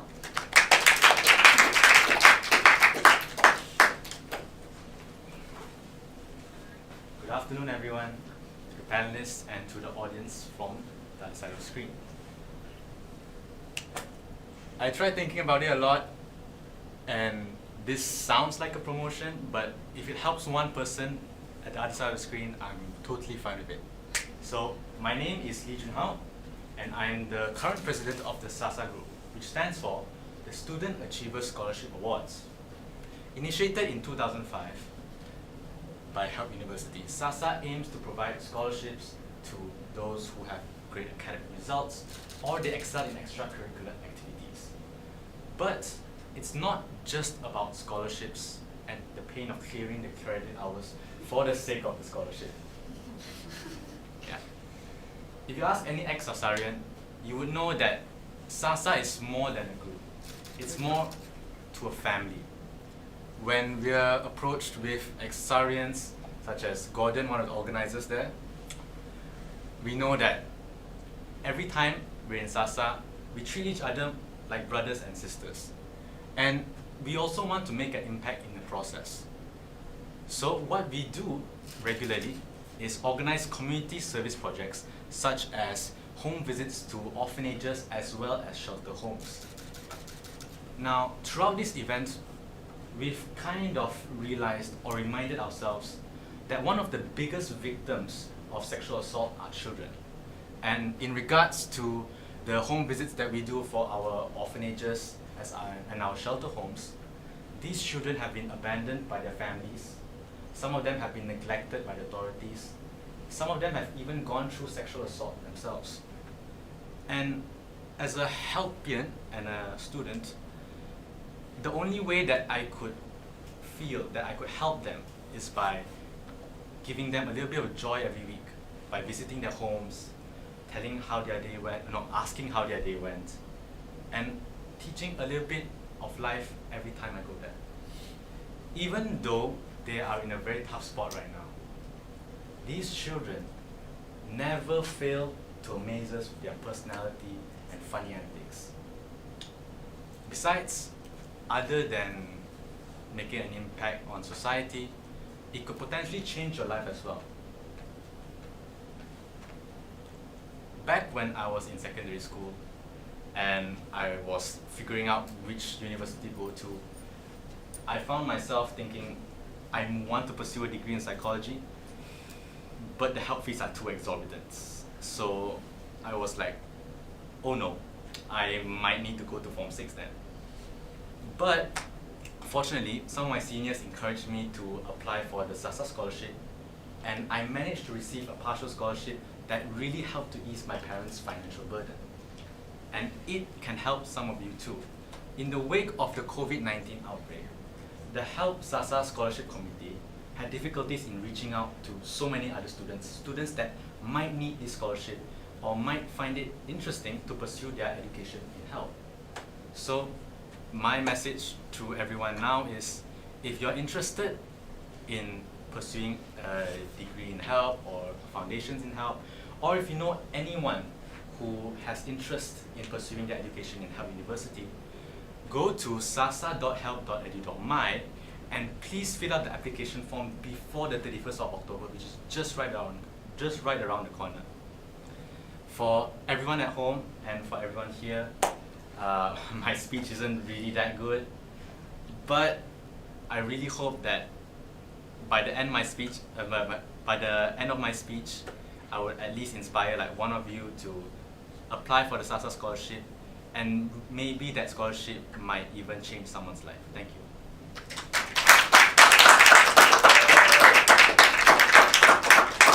Thank you to Junhao for that speech. As a member of SASA as well, I do encourage our audience, if you could, if you're worried about your result, don't worry about the results at all, for real. Just apply by the 31st of October and try your luck. Because as someone who didn't think I was going to get this scholarship, it honestly helped me a lot in getting into college, into actually my program, and it also got me a lot into community service and actually made me really want to be more involved with the community. So if you're someone who wants to be involved with the community and someone who really also needs a scholarship, this is the perfect scholarship for you, I'm just saying, okay? Yep. Now for the last speaker of the day, I call him my boss. Actually my second boss, to be honest, because he's a Vice President of Education for Help University Toastmasters Club. He has inspired me since the first day I joined. The way he speaks, the way he do things is really professional. I have him as a role model.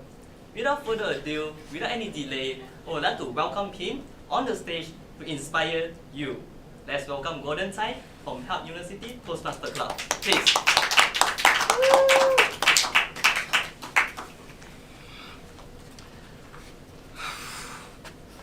Wow.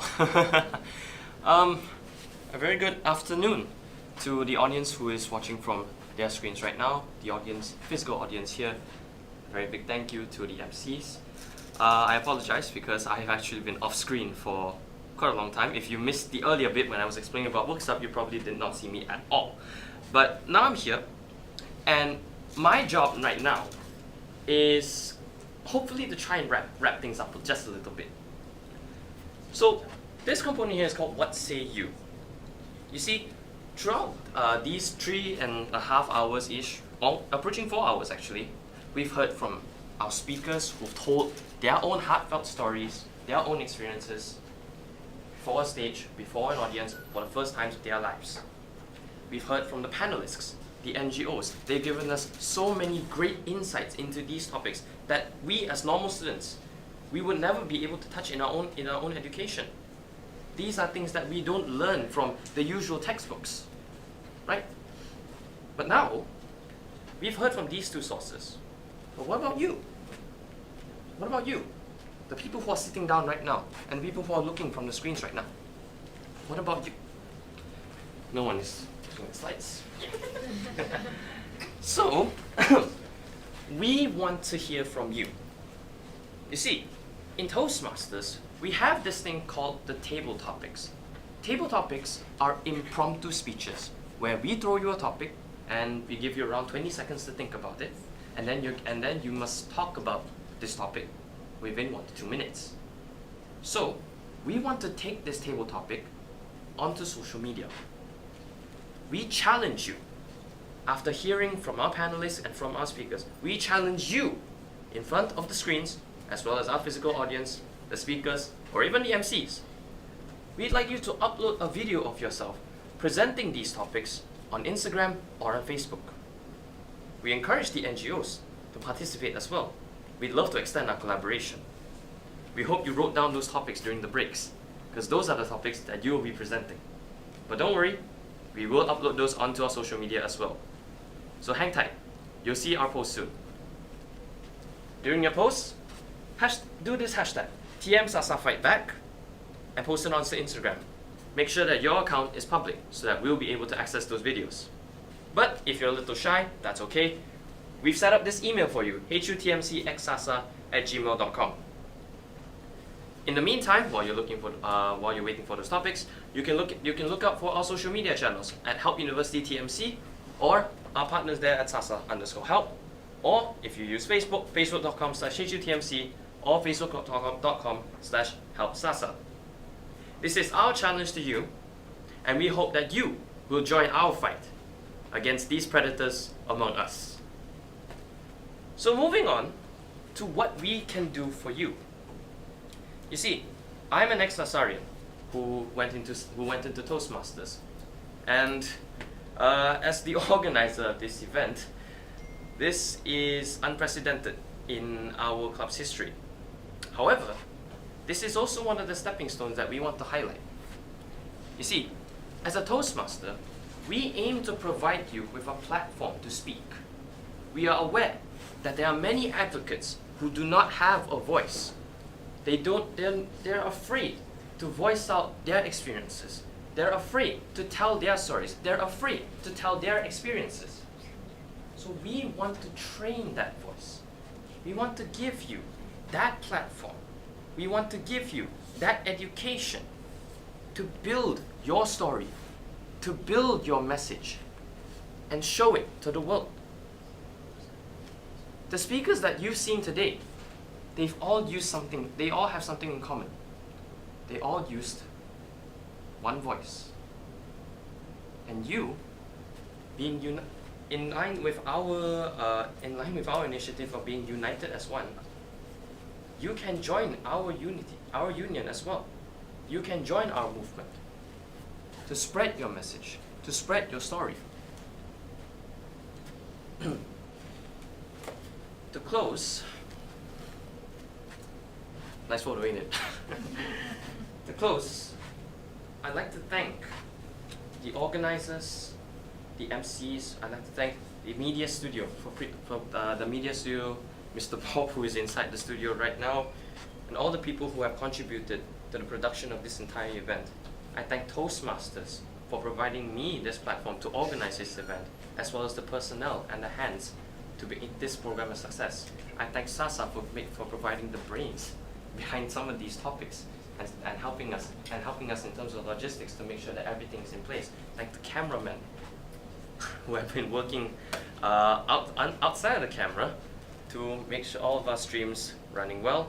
And of course, we thank the audience and the NGOs. Without you, this thing would not be a success at all. This would not have materialized. We truly thank you for participating in our event today. However, before I end, I'd like to leave you with something.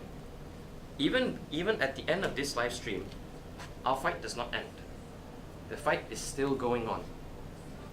Through these NGOs, you can join them. Through us, you can join us.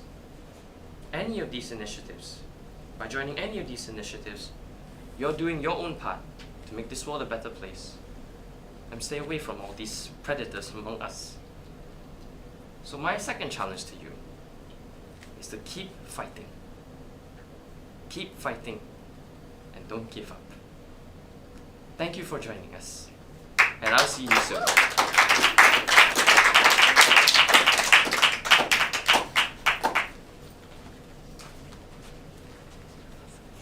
Thank you, Gordon, for the last words for our entire event, and that's basically it. Our event is officially over. Thank you to everyone who stayed with us. Thank you to the NGOs who really took the time to educate us and share about their experience. Thank you to the organizers, and we as MC would like to apologize if we have said anything offensive and so on. So We would like to end this event with a quote. SASA has taken the first step. Toastmaster has taken the first step. When will you be your first step? Yeah.